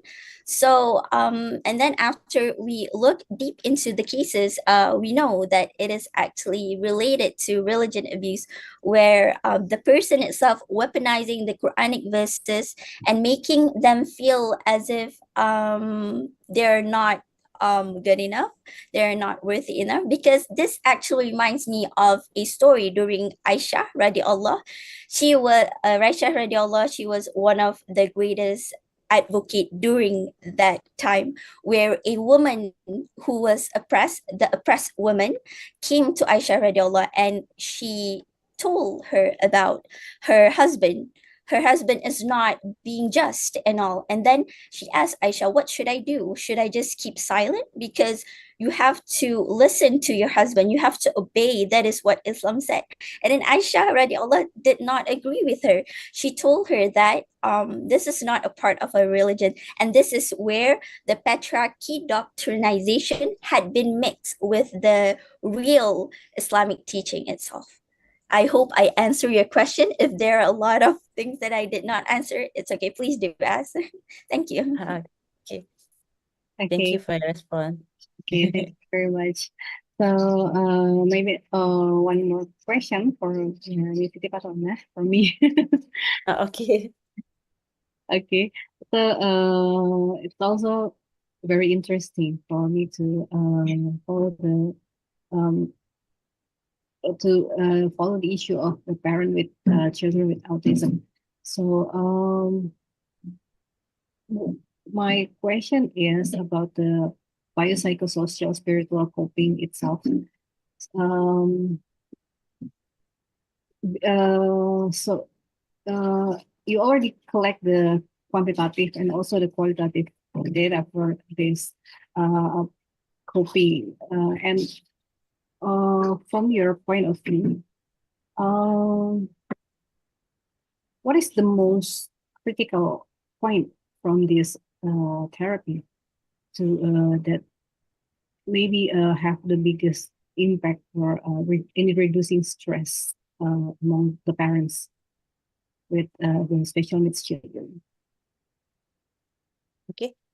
Let me share my idea or what I think that is very important. Okay. In terms of the coping strategies for Muslim parents of children with autism. Okay. So for me, okay, based on the study that I have done, I think the biggest point for these parents, I think it's not for this parent of children with autism, but all of us, the critical point to handle the stress, etc., is by turning back to the religion itself. Okay. As I mentioned, when I'm doing the interview, okay, some of the parents coming out with many idea, many strategy, many models of coping of the problem, but at last they turn back to the religion itself. For example, the understanding of the Islamic principle. Okay, when they do understand about the religious, about the how sabar, how they are able to accept the qada and qadar, how these children come with the rizki, how these children come to test themselves to increase the level of the faith. So lastly, they mentions that anything model strategy that they implement is finally turn back to the religion itself. Okay, so that's why I suggest for the future study, if the secretaries or practitioner, they want to do the therapy with this kind of the community, okay, maybe they in terms of the other model of the psychology, like I said, that spiritual psychology, etc., they must include the religious aspect, even though for non-Muslim, but they also believe, I'm sure they also have the faith that can bring down their stress, etc., maybe different from Islam, but I think every religion have the concept or the principle that we say that can help these parents to overcome the problem. So for me, the critical part is we have to return back to the religions to overcome the problem. So I hope that's answer your questions. Okay, so come back to our religion. Our religion is the most biggest Because impact. Mhm. yeah, because it has been mentioned in the Quran that our deen is already complete by the Prophet Muhammad SAW. So we have to turn back to the Quran, to the Hadith, or to Qiyas, etc., to look for the answer, because it's already complete, not on the what we call it, the problem, the any problem that happen in our life, that's already the answer is in the our sources, Quran, Hadith, and Qiyas, etc. Okay. Okay, it's nice to have you both as our presenter, and so many things that we can learn from both of you. So since we already heard your presentation and all the session has already been done, so thank you for all your participation and for sharing such insightful and thought-provoking presentation for today. And it's been a pleasure for me to witness the research and the expertise of both of you. And I would like to take a moment to thank to you, to all of you, to engage in this discussion. So before we close this session, I would like to encourage you to submit the full paper. So maybe next it will be published in our in our several journals, like not journals, but like in Fitra or in our readers. So for the Miss Fanny, yeah. okay, I would like to ask. I think I have submit the full paper Oh, you already before in the link that I'm not sure, but I think there is a link that you share. I'm not sure you or other committee member. There's a link that I think I already sent the paper. So how can I know that you guys accept my paper or not? You already submit in link. Yeah. Okay, maybe Yeah, I I will think. ask the committee to check your full paper. So maybe this after this whole session, maybe the committee will ask you to review the paper to our review. And okay, and the next session, we will have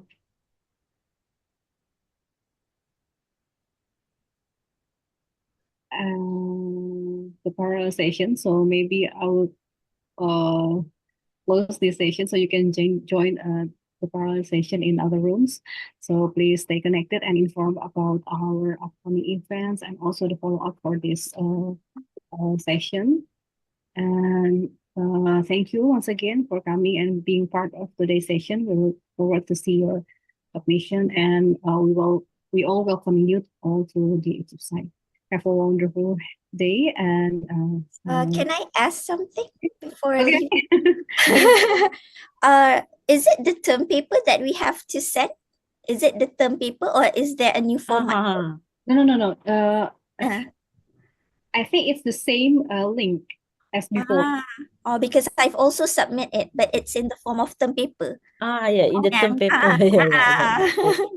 I will ask. I will follow up with the committee for both of you to do full paper. All right, thank you. Thank you very much. Okay. Thank you, Miss Fanny. Closing. Subhanakallah wa bihamdika asyhadu an la ilaha illa anta astaghfiruka wa atubu ilaik. And I will and you will welcome to leave the room to join the other parallel session. Thank you very much. Assalamualaikum warahmatullahi Thank you. Okay. Assalamualaikum.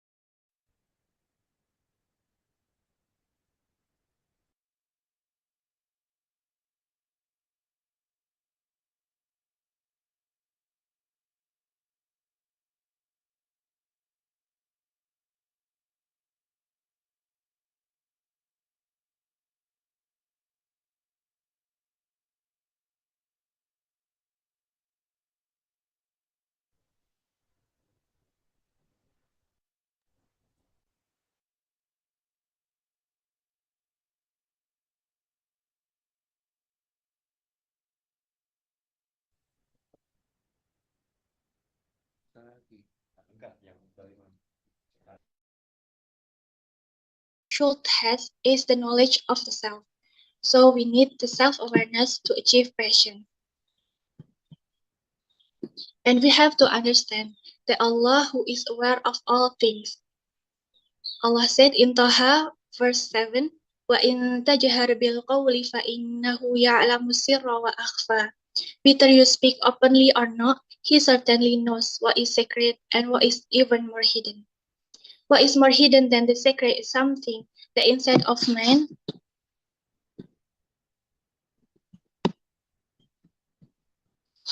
which he himself is not even aware of.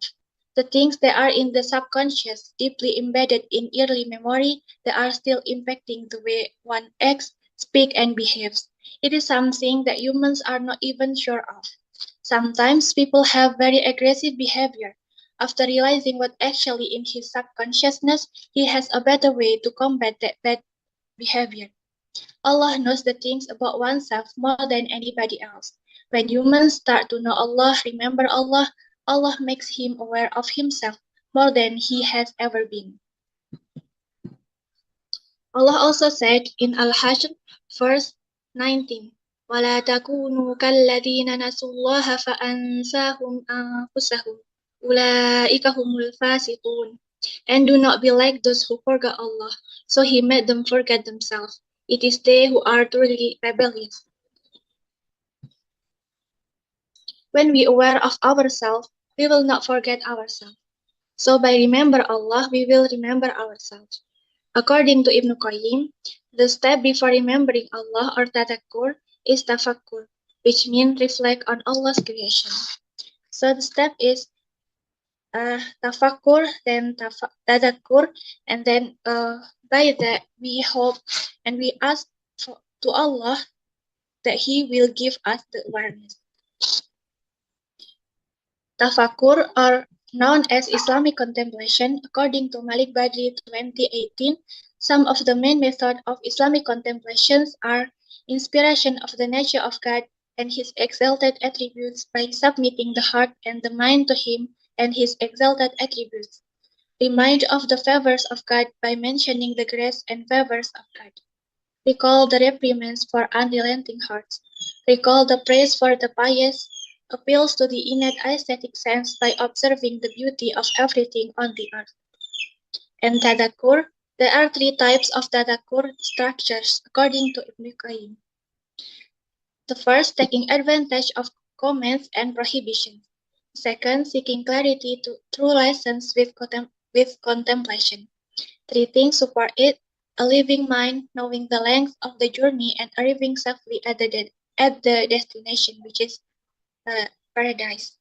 The third, seeking fruitful thoughts by avoiding indulging high hopes, listening to the Quran, and leaving 5 things that damage the heart, namely, socializing too much, having wishful thinking, depending on other than Allah, eating too much, and sleeping too much. According to research, there is growing agreement in contemplative neuroscience that a key mechanism of meditation practice, in particular various forms of mindfulness training, is alteration in the function of neural networks supporting self-awareness. Hosel et al. 2011, Tang et al. 2015, Fego and Silberspeed 2012. When internal awareness becomes enhanced through meditation, meditators report that they can observe mental process with increasing clarity and increasing temporal resolution. In Islamic contemplation, altered states of consciousness are not an end in themselves, as the goal is a deeper, insightful knowledge of God as the creator and sustainer of the universe. Badri 2018. Muslims also need to realize the limitation of human ability that will not able to reveal all knowledge of the self. Only Allah knows all. Tafakkur and tadakkur is an act of effort and submission. The conclusion, Islam teaches its followers to have patience, which is a pillar of strength to go through the phases of life in the world. In cases of mental disorders, patience makes a person able to go through the difficult healing process and helps control emotions. To have patience, a person needs to know in advance their condition and what they are facing. The first step to having awareness is to know Allah and remember Him. Remembering Allah with full understanding and awareness, so that Allah opens the door to knowledge and awareness of one's condition. Thank you. Jazakumullah khair. Wassalamualaikum warahmatullahi wabarakatuh. Waalaikumsalam warahmatullahi wabarakatuh. Thank you so much, Sister Salma Rafidatu. Let's give a big hand applause for Sister Salma for her research on self-awareness among Muslims. And this is very interesting because you have examined about the concept of self-awareness by integrating Islamic perspective, and that is to understand oneself is to understand our Creator. Okay, so that's something somehow probably has become less popular nowadays. So therefore, we urgently need for everyone to understand the essence, the epitome of self-awareness, and that is to understand and to know Allah as our Creator. So therefore, we can understand ourselves. Very interesting, sister. Thank you so much. So I would like to invite once again our dear participants. Should you want to convey your appreciation, comments, and so on, you may please deliver it to Sister Salma. Thank you.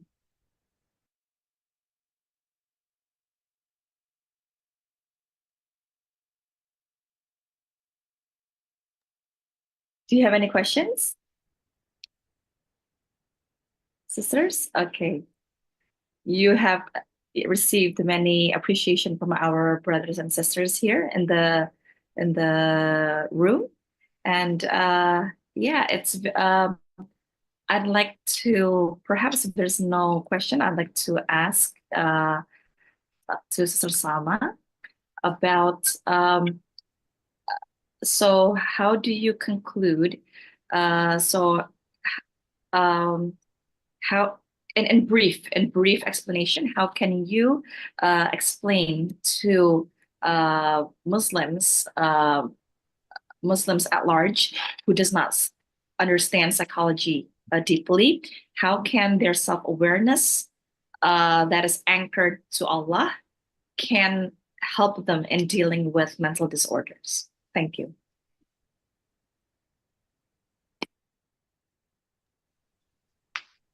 How to increase self-awareness among Muslims? How can our self-awareness towards Allah can help us deal with mental disorders? Can please give a short explanation? Thank you. The very core reason is by mentioning the verse وَلَا تَكُونُوا كَالَّذِينَ نَسُوا اللَّهَ فَأَنْسَاهُمْ أَنفُسَهُمْ. With that, we saw a seed of belief that with remembering Allah and aware of Allah, we will later Allah will reveal the knowledge of ourselves. Okay. Thank you so much, sister. I do believe there is a very popular verse in the Quran in which Allah subhanahu wa ta'ala stated that whoever remembers me, I will remember them, and whoever remembers me, and then their heart will find peace. I believe that is one of the key concepts of remembrance towards Allah. Thank you so much, Sister Salma, for your wonderful presentation. Let's give a big round of applause for Sister Salma once again. And thank you. And last but not least, of course, and this is our sister who has been here from the start of our from our presentation room, and that is Sister Rukaya. She is joining us from South Africa. Thank you. Assalamu alaikum, sister. Alhamdulillah, we're so happy to see you. Okay, so Sister Rukaya, as usual, please, the time is yours. You may present for 10 minutes and 5 minutes for Q&A. Thank you. Okay, can you see my presentation? It's on the process, yes.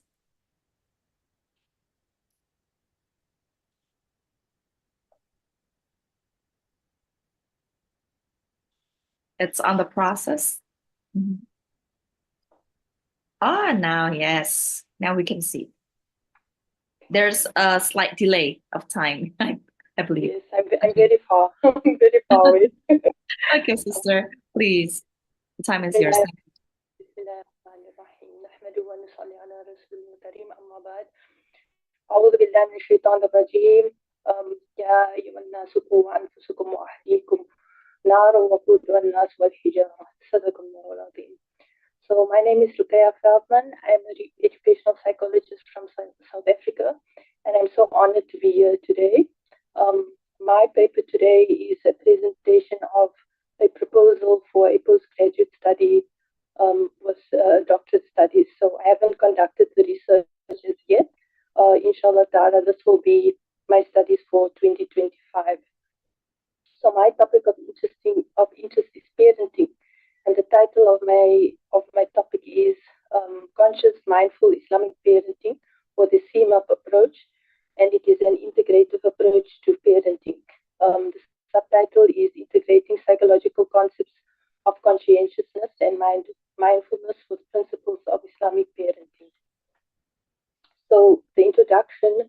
So as we know, as Muslims, parenting plays a critical role in shaping children's development, that is their cognitive, emotional, social, moral, and as well as spiritual.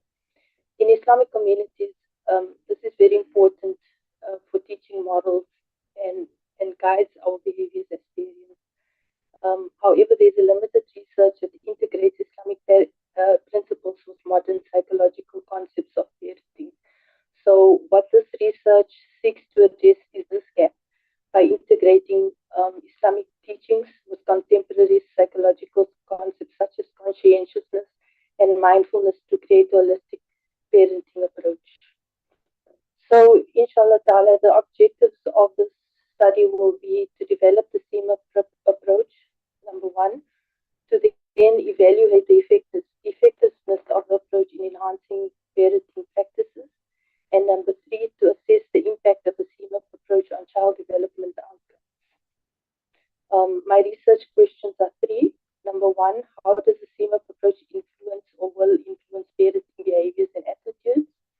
Number two, what is the impact of the SpEM on child development, including emotional, social, cognitive, moral, and especially spiritual in the context of Muslims or Islamic communities?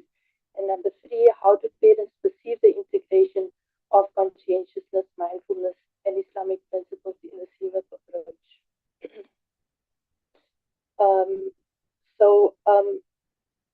The literature review, inshallah, will be to explore existing research on Islamic parenting, the topic of conscientiousness and mindfulness, and also the integration in the context of modern parenting.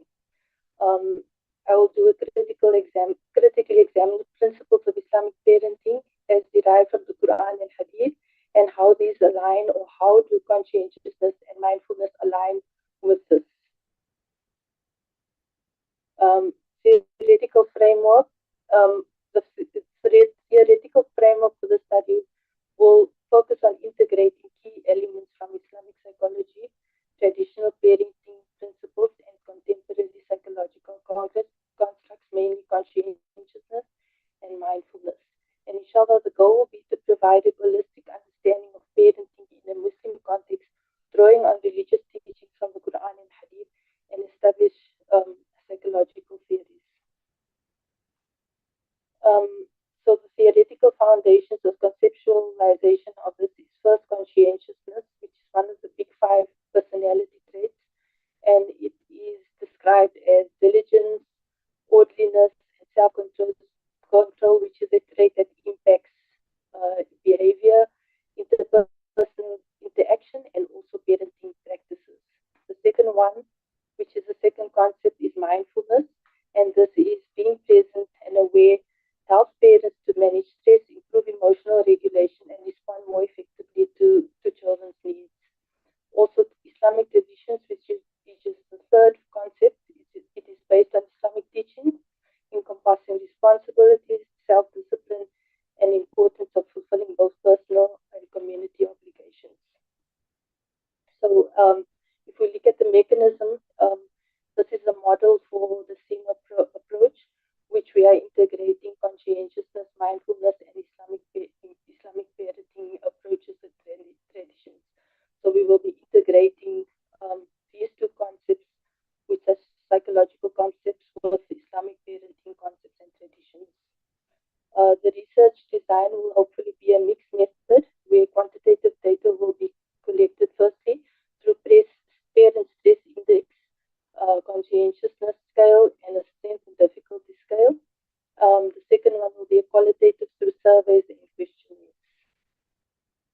And then, of course, I cannot provide any of the other information because it's still a proposal at this point. But the first step for me would obviously be, which I will inshallah be starting with, is to develop the program. And that means I will have developed a curriculum for the SpEM approach. And this will be practical guidance for parents to apply the concepts to daily life and parenting.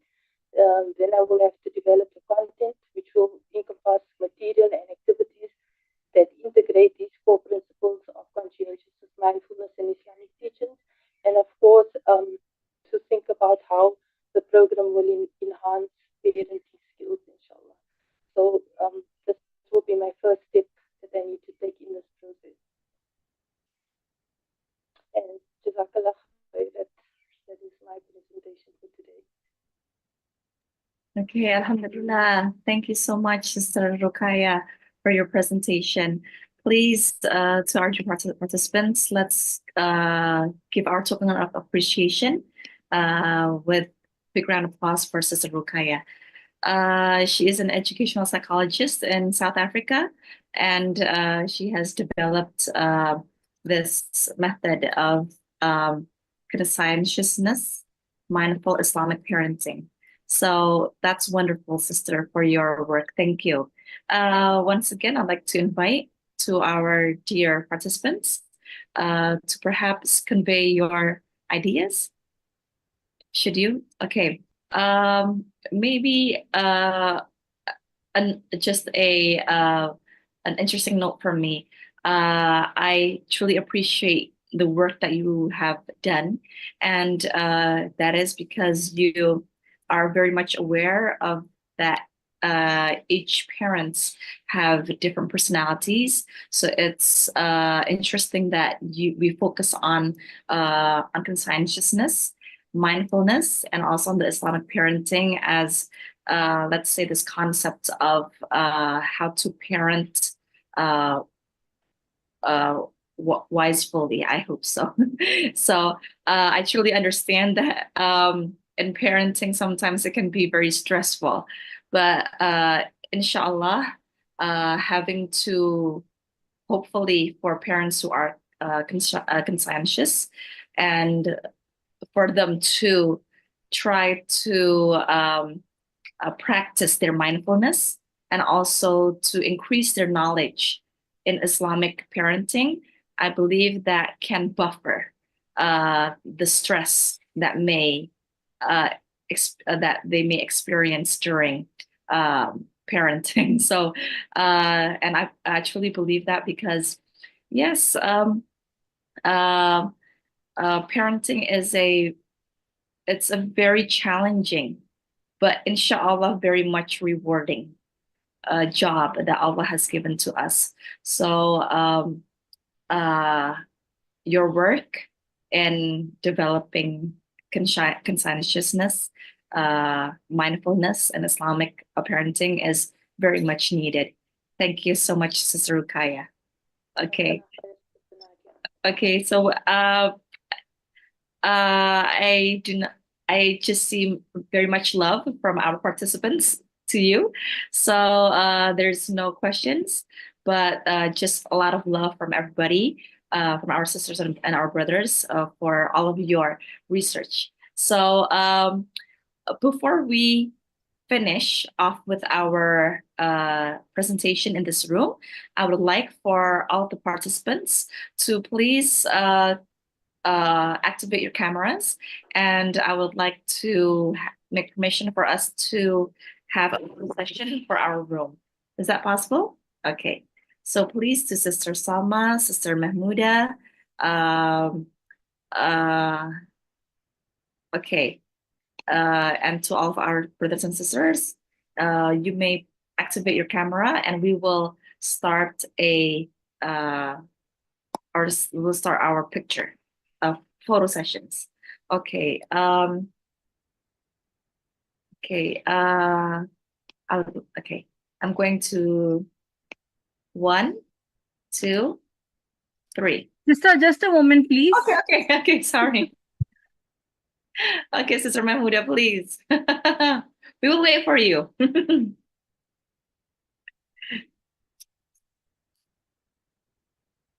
Okay, we'll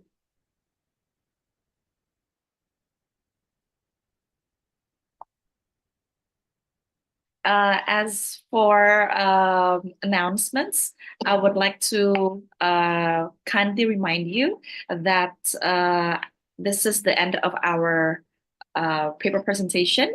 And inshallah, we will continue our plenary seminar in which we have three distinguished speakers that will be explaining and discussing about Indonesia and Palestine brotherhood, and also about anti-colonialism from Professor Sidat, and also we have a lecture also from Mr. Gufran Mustaqim, in which he will also present his ideas of resilience and humanity. So please, we await you for the upcoming plenary seminar session at 1 p.m. Jakarta local time. So please, you may adjust accordingly to your time. Okay, so yes, Sister Mahmouda is beautiful as always. I would like to screenshot now. Okay, 1, 2, 3. Okay, and the next one. 1, 2, 3. Okay, thank you so much, brothers and sisters.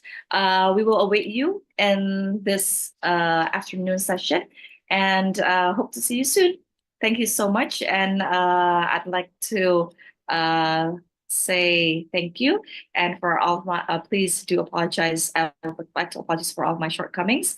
I will see you soon, and let's end the session with hamdalah. Alhamdulillahirabbil alamin. Subhanaka Allahumma wa bihamdika asyhadu an la ilaha illa anta astaghfiruka wa atubu ilaik. Thank you so much. Assalamualaikum warahmatullahi wabarakatuh. Bye bye. Waalaikumsalam.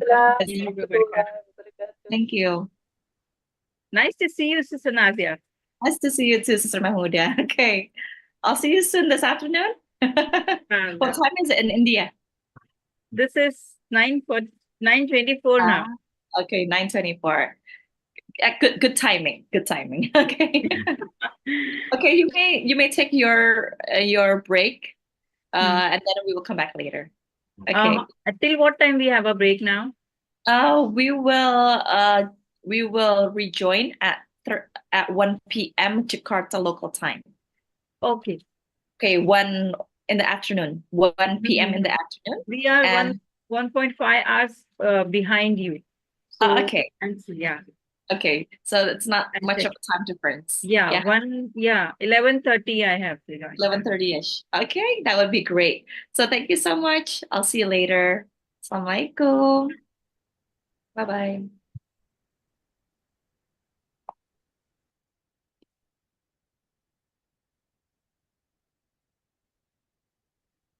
Terima kasih Mbak Adin, Mas Yopa. Terima kasih Pak Rahmat. Thank you. Thank you, Dr. Rehana. Thank you for coming to our room.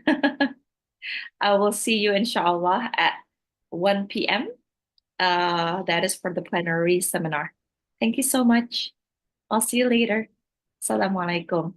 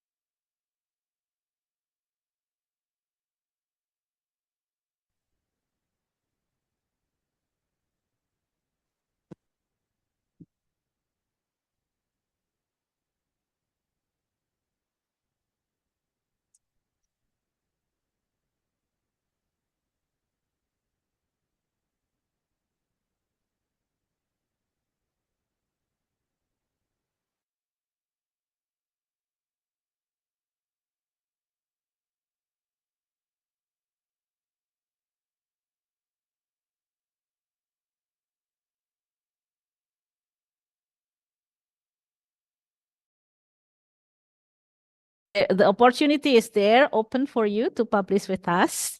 But if they're not, they don't pass the the review from the board of reviewers, then there's another possibility of publication with us at the Center of Islamic Psychology Studies, which is in a book series published at UII by UII with inshallah with ISBN, yeah.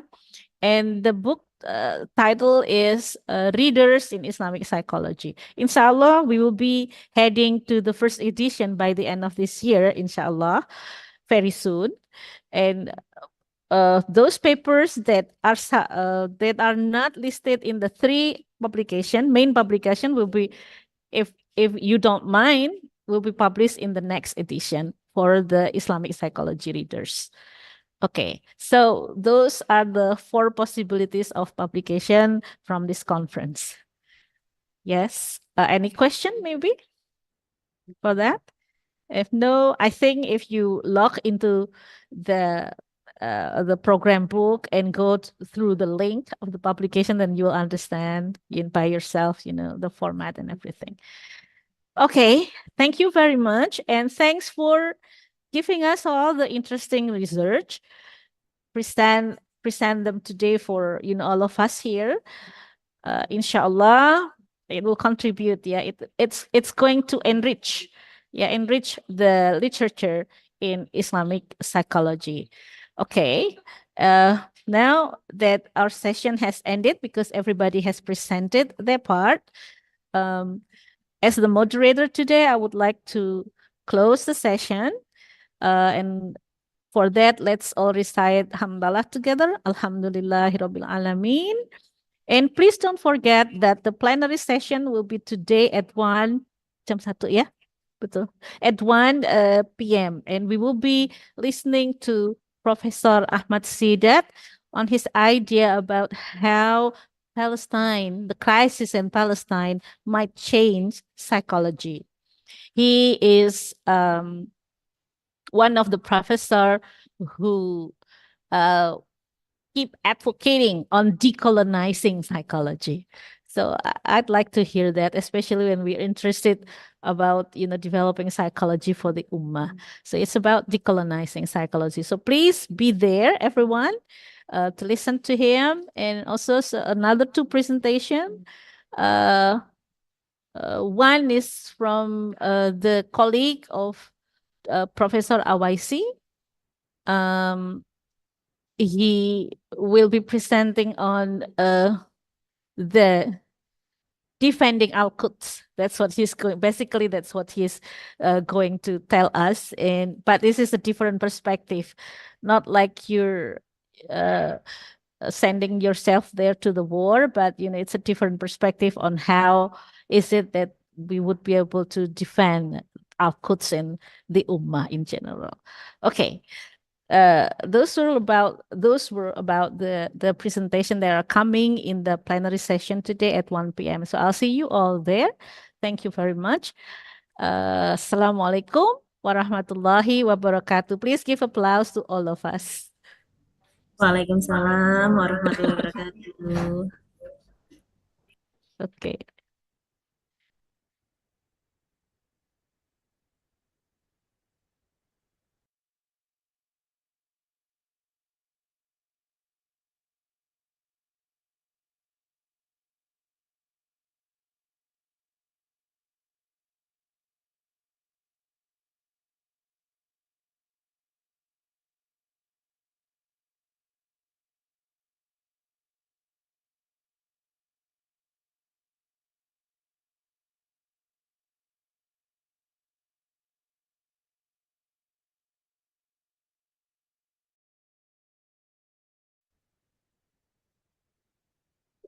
Ada Pak Bagus di situ.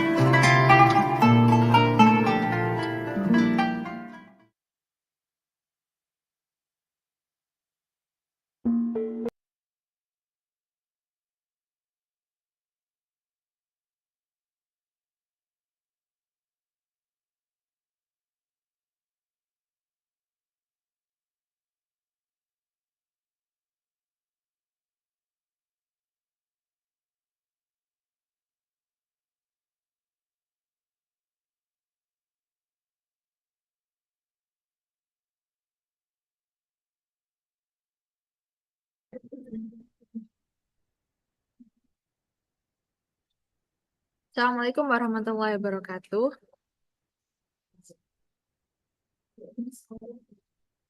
Welcome back, ladies and gentlemen.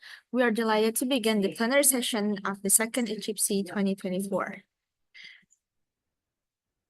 Please allow me, Mutia, to briefly explain today's plenary session. This session will consist of presentations from our distinct speakers, followed by a question and answer session where all participants will have the opportunity to engage directly with the speakers. This session will be moderated by Dr. Phil M. Zulaifa, MSc Psycholog. Before we proceed, allow me to briefly introduce our moderator for today's session. Dr. Phil M. Zulaifa, MC Psycholog, is a distinguished academic and practitioner in psychology. She holds a Doctor of Philosophy in Psychology from the University of Leipzig, Germany, and a Master of Science in Industrial and Organizational Psychology from San Francisco State University, USA.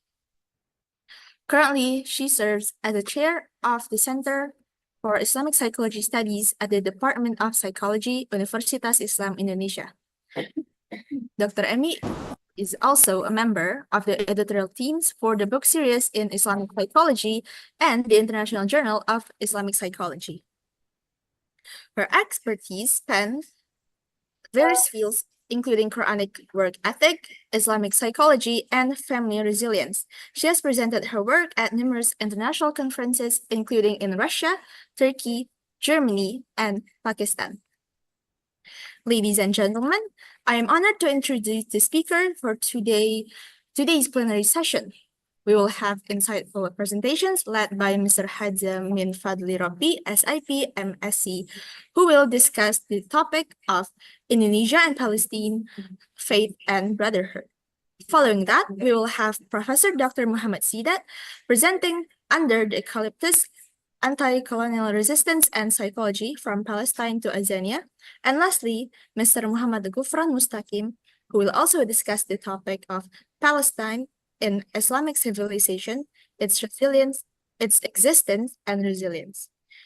We are grateful to have such esteemed speakers with us today, and we look forward to gaining valuable insights from their expertise. To make this opening brief, I will now invite our moderator, Dr. Phil M. Zulaifa, to lead this session. To the moderator, the time is yours. Thank you. Okay.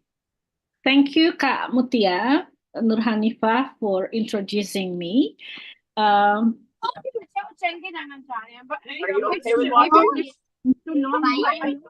the operator please mute the microphone from the participants?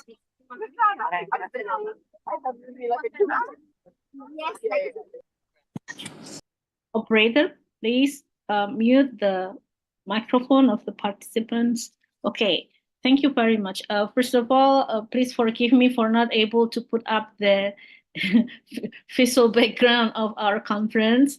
I have some technical problems with that, and people trying to help me with that, but it was not successful. So here I appear with all this whatever background, daily background that I normally have on my daily activity at work. Okay, but that's not important really. I'd like first of all to introduce our speaker. We have in this afternoon session, we have 3 speakers that will share their thought and knowledge with us. First speaker is Mr. Hadzam Min Fadli Rabbi. He is a Bachelor of Political Science and Master of Science also in International Relations. Pak Hada, we call him, is a lecturer in the Department of International Relations at the Islamic University of Indonesia in Yogyakarta. He is now the head of the Embun Kalimasada Cultural Center that is owned by the Wakaf Board of Universitas Islam Indonesia. His scholarly work covers a range of topics in international relations, particularly focusing on Turkish and Indian politics, as well as the role of religion in international affairs. He is also an active contributor to research and publication on cross-cultural and geopolitical connection between Indonesia and other nations, particularly those with shared historical and religious ties, like Turkey and India. Okay, we would like so much to hear from Dr. Haza about the relation between Indonesia and Palestine. We all knew here in the nation that Palestine is among the first nation that recognize the state, the independent state of Indonesia. So actually Indonesia is indebted to Palestine actually. Now that the state of Palestine is under occupation and oppression, we, as we call it, their brothers, because they recognize our independence from the Dutch, are concerned of what happened there. And now we would want to know, historically and politically, the relationship between our two nations, Indonesia and Palestine. It's not a strange thing for us, for a conference in Islamic psychology to invite somebody with political science background, because really, in order to understand people, comprehensively, sometimes we need to know the historical and political background of a nation, of a group of people, so that we can understand better. And maybe it shaped their psychology also. Okay, please, Pak Haza, the time and screen is yours. Next, after Pak Haza, we will have Professor Muhammad Sidat and also Pak Ghufran Mustaqim, MBA. Yeah, but I will introduce them later before they start their speech. Okay, thank you. Pak Haza, please. Okay. Thank you so much, Dr. Amy. Assalamualaikum warahmatullahi wabarakatuh. Waalaikumsalam warahmatullahi wabarakatuh. Alhamdulillah wassalatu wassalamu ala rasulillah wa ala alihi wa sahbihi wa wala. Wala hawla wala quwwata illa billah ma ba'du. First of all, I would like to convey my utmost gratitude to the convener of this conference, the International Conference of Islamic Psychology. So I would like to also appreciate them for their hard work and also for their effort to continuously promote the notions of Islamic psychology amidst the difficult situations that we are facing now. So with regards to Islamic psychology, I think the study of Islamic psychology is becoming much more important, especially on how Islamic psychology could create not only a response toward morality issues that we are facing today, ranging from the issue of LGBTQ plus promotion, and also the issue of a lot of immoralities happening around the world, but also on the issue of how Muslim psychologists, together with the Muslim Ummah, could create better resilience for oppressed Muslim populations throughout the world, as we know that many Muslim population have been victims of systemic and structural discriminations. And as an effect towards all of this discrimination, we have seen that a lot of Muslim communities are experiencing post-traumatic stress disorders, and this is something that is very common to be happening in Muslim societies that has been or currently undergoing such difficult process of disasters or conflicts. In fact, this should be a hard work for all of us, not only for Muslim psychologists. That's why I agree with Dr. Amy that said, Dr. Amy, as she said before, that this requires an interdisciplinary approach.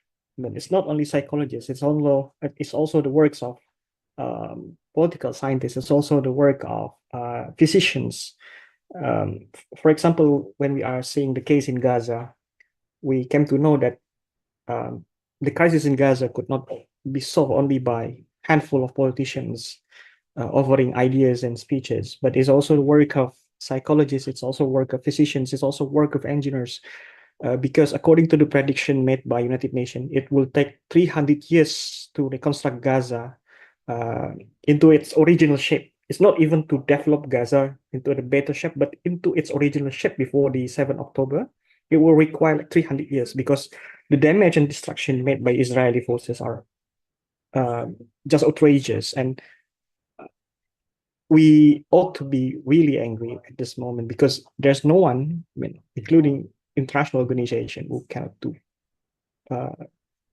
concrete policies in order to stop this craziness and atrocities conducted by Israeli regime.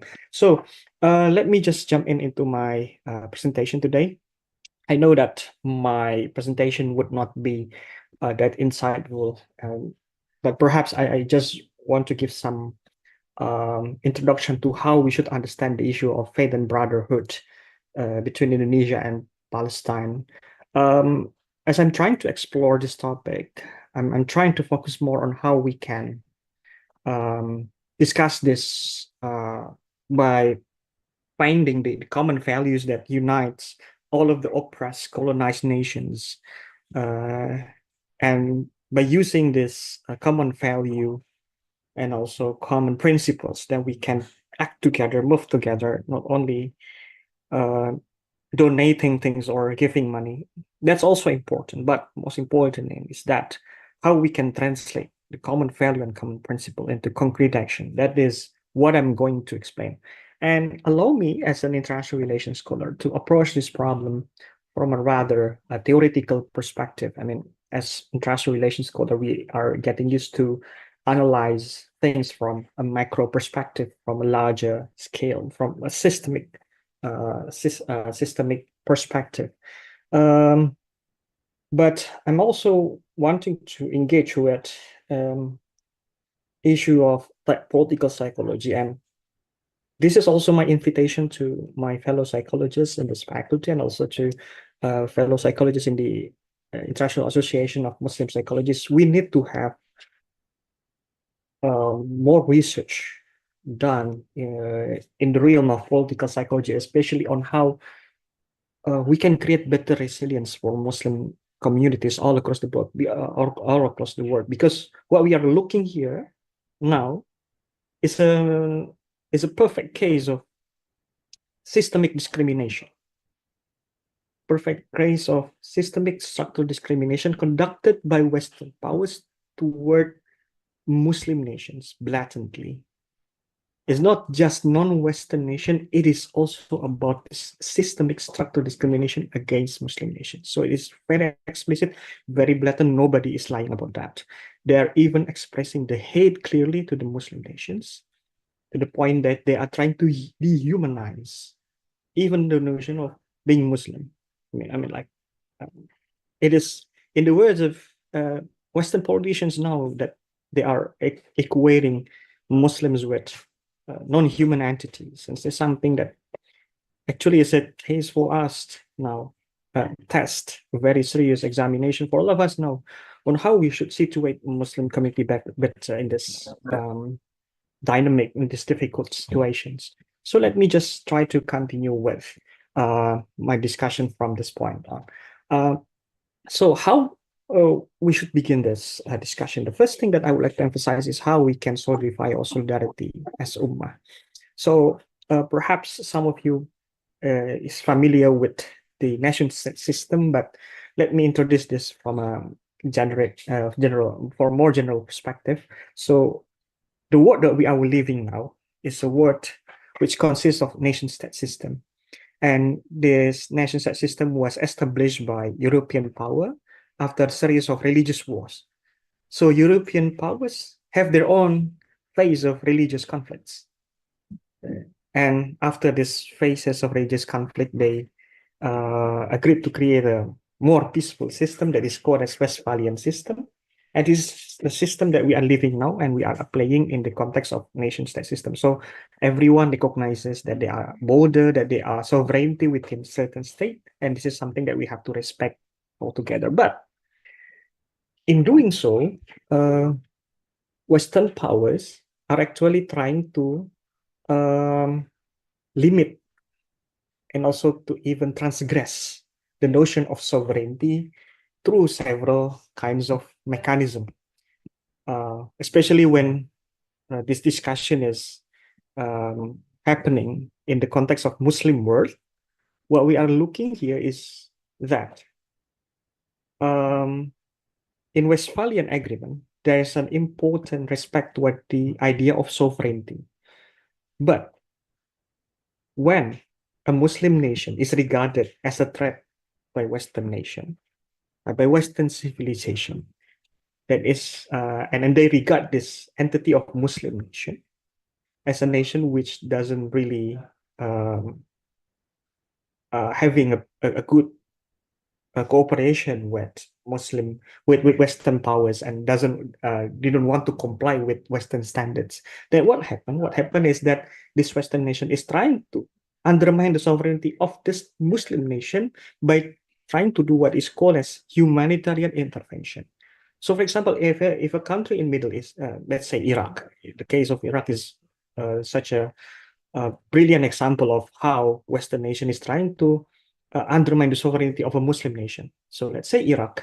Iraq was accused by United States of violating the human rights of a lot of communities in Iraq, and also they are possessing weapon of mass destruction, and therefore they must be the regime which exists in Iraq must be eradicated. But the accusation turned out to be false. Yeah. And the humanitarian intervention that United States conducted upon Iraq is something that is based on a baseless accusation. So nothing could ever justify those kind of attacks toward Iraq, and that eventually would risk everyone living surrounding Iraq, that is Iran, that is also most of them are Muslim nations. I don't want to differentiate between Sunni and Shia here, because the most important here is the notion of Ummah. Okay? So I don't want to talk about sectarianism or anything. The most important here is that the integrity of Muslim Ummah is being threatened by this notion of violation of sovereignty that the Western themselves have created since 16th century. So this is kind of irony, a double standard conducted by the Western powers, yeah, and they always got the blank checks from United Nations, because the United Nations have this mechanism of veto powers, and also this is becoming one of the most difficult tasks for the Muslim Ummah. But well, since the death of the Prophet Muhammad, peace be upon him, they have been tested for a long time. Since the earliest fitna, that is the battles of Siffin and the battle of camels, we have been tested by Allah. And even Prophet Muhammad in one of his hadith has said that after my demise, you will be fighting.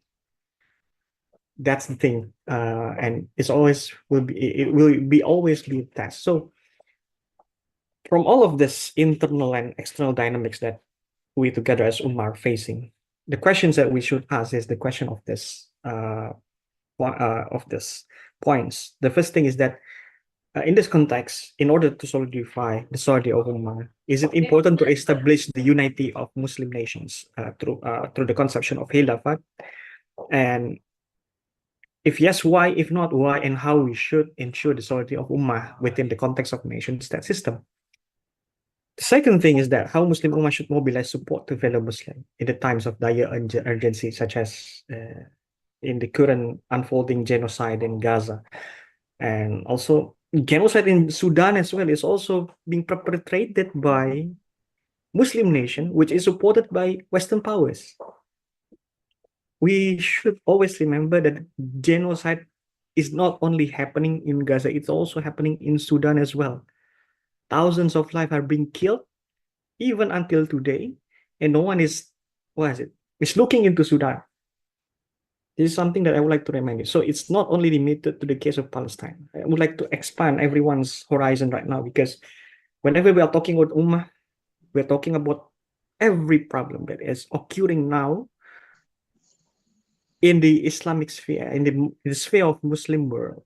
So let us not limit the discussion only within the Palestine. Of course, Palestinian cause is very important here, but I'd like to also remind everyone that there is also killings happening in Sudan. There's also cultural genocide happening in Uyghur in Xinjiang.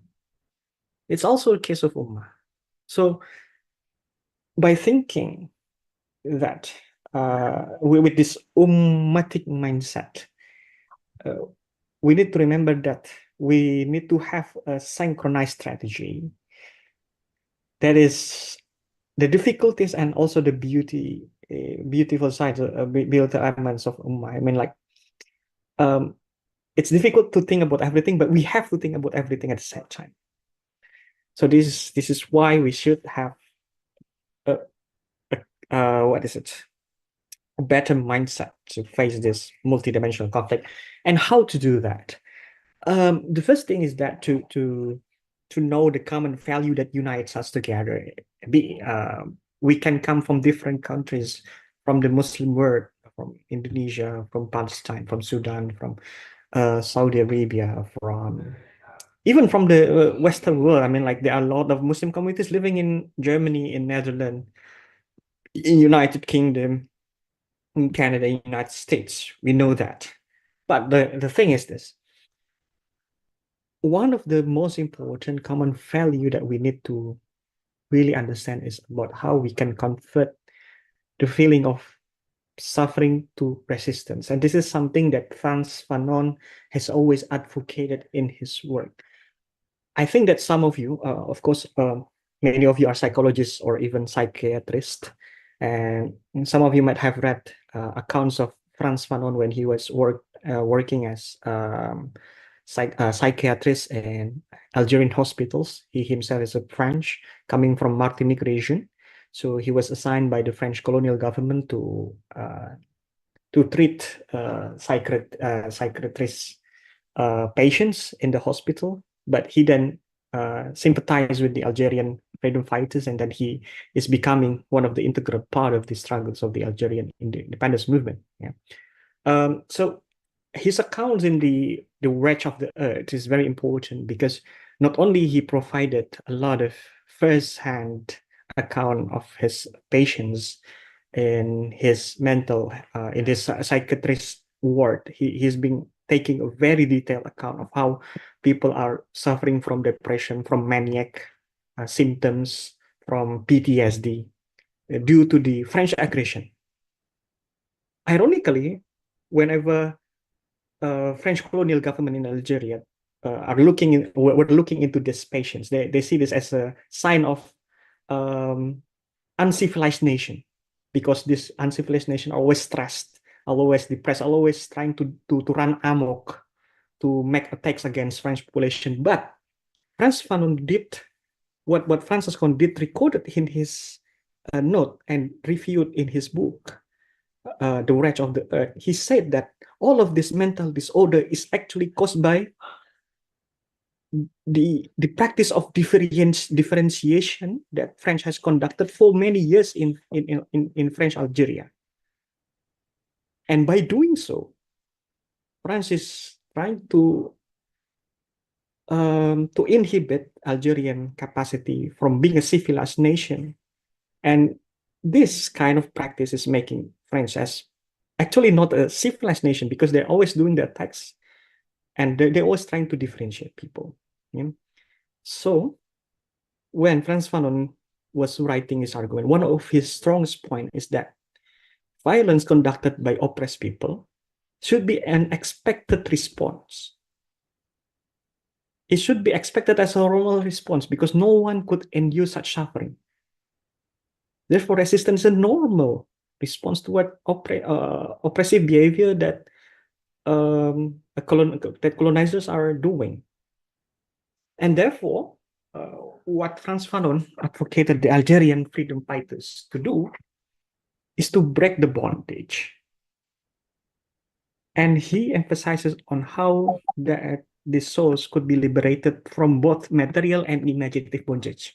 So material means that the Algerian is not bonded to the needs of French financial materials anymore. And in the aspect of imaginative bondage, Fanon advocated that Algerian freedom fighters should be free from colonialist mindset. I mean, from the systemic mindset, from the cultural mindset, they should be free out of it, and to be proud of being Algerian, to be proud of being Arab, to be proud of being Muslim. That's why Frans Fanon referred to Islam after he experienced all of this. But sadly, he died too early because of leukemia.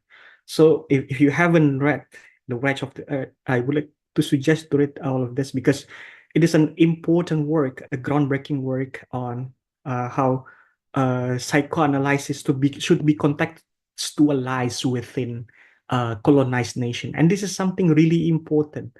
I mean, to analyze psychological disorder in colonized nation is really different from what we might find in European nations, because all of this mental health outbreak that we might be witnessing in Indonesia could be a result of years of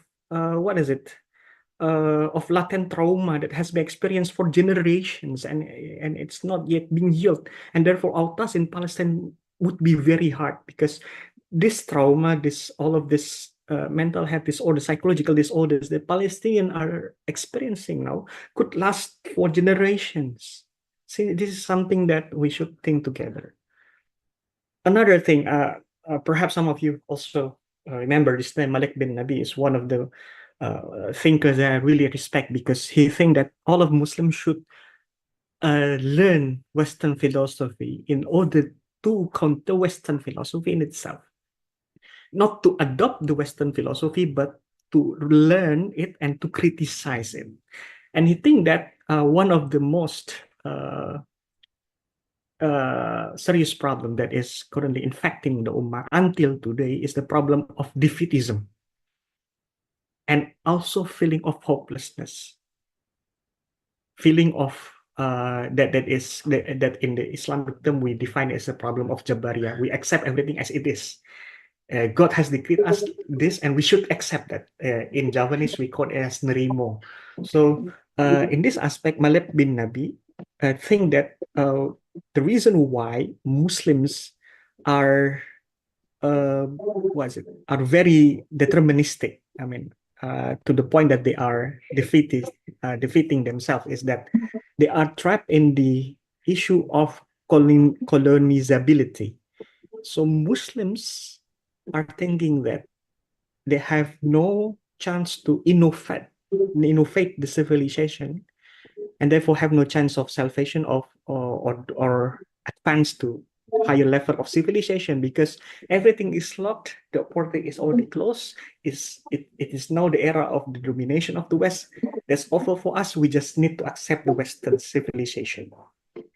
That is the thing that Malik bin Nabi considered as dangerous for the Muslim nation. And therefore, Malik bin Nabi really advocated for the Muslim nation to transform their mindset. Everything started from individual ability to transform their mindset, and therefore, and also to avoid the colonizability of the Ummah. Colonizability means that we are always thinking that Western solution, Western method is always the best thing. Malik bin Nabi argued otherwise. He thinks that Muslim civilization could always offer better alternative. And this is something that I really appreciate from the IAMP, the International Association for Muslim Psychology, because this is actually the effort for us to decolonize our mind, especially in psychological perspective. And this is something that we are also doing in the field of international relations. Should we always accept the notion of the Western dominance as something that is better for all of us? No, of course, because Western domination opens up a lot of discrimination until today. Recently in Netherlands, there were debates about whether the ethnic Moroccan, the ethnic Turks could be accepted as 100% Dutch citizens, because they are not white Dutch. And this is something ironic, because these Turks, these Moroccan, have been living in Netherlands for like 3 generations or even 4 generations. Right? So we see that Western civilization is currently having a crisis, and this is an opportunity for all of us to transform the mindset of being colonized. our masses are still colonized. We should question again the relevance of democracy, the relevance of liberalism, the relevance of anything we accept as good coming from Western civilization. Because the dominance of Western civilization is also a process. And this process could be a downturn process as well. I mean, like they could face a decline, and new civilization could emerge as dominating power. And therefore, Malik bin Nabi tried to argue that it is very important for all of Muslim nations in Africa and Asia to create a better unity so that they are able to tackle dominant Western Westphalian global order. Soekarno, one of the most prominent politician, also father of the nation of Indonesia, is also having an argument on how Muslim Ummah are facing setbacks. He said that the setback is caused by continuous debate about ritual and also about dogma. If we are focusing too much on debates surrounding ritual and dogma, Soekarno said that Muslims are just picking on the ashes of Islam. Ashes of Islam is always talking about the remnants of the vast civilization that is irrelevant to the deeds of the current Ummah. And he said that the current spirit of the Ummah should be lightening up the fire of Islam. What is the fire of Islam? The fire of Islam is the spirit of seeking knowledge, the spirit of advocacy for justice, the spirit to help marginalized community. And this is something that would Muslim to be more politically aware of the problem instead of just debating about theological position.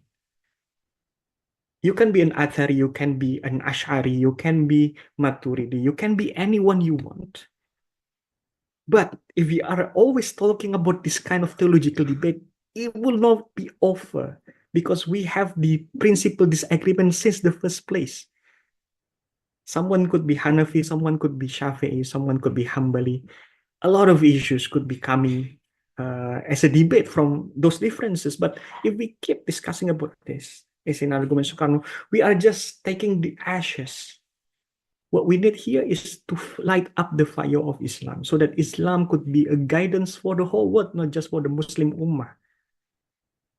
That is the thing that we should remember for the message of Soekarno, not the ashes, but the fire of Islam. So the epilogue, because I'm talking for too long now, I would like to give the opportunity to other speakers as well.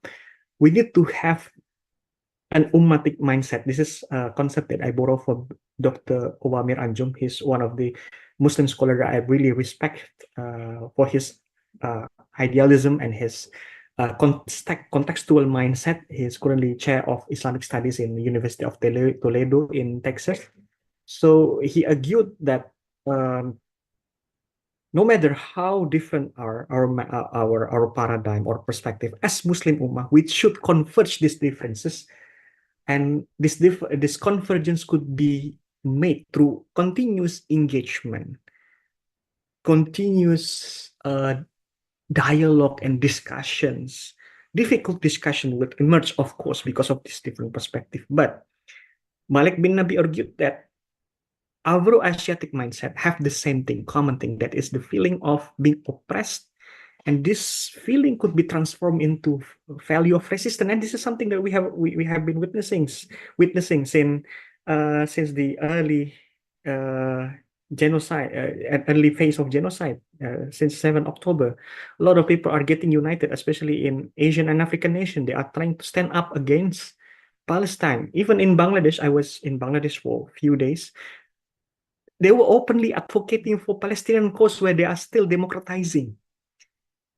And they directly confront speakers coming from United States about the commitment of the government of the United States for continuing the effort of doing genocide in Gaza. Even when they are struggling, they are still advocating for Palestinians. This is something that I would like to emphasize now. We have this common mindset, and we should translate it into more practical works. And in order to do that, we should build something that is called as an ummatic mindset. One of the ways to do it is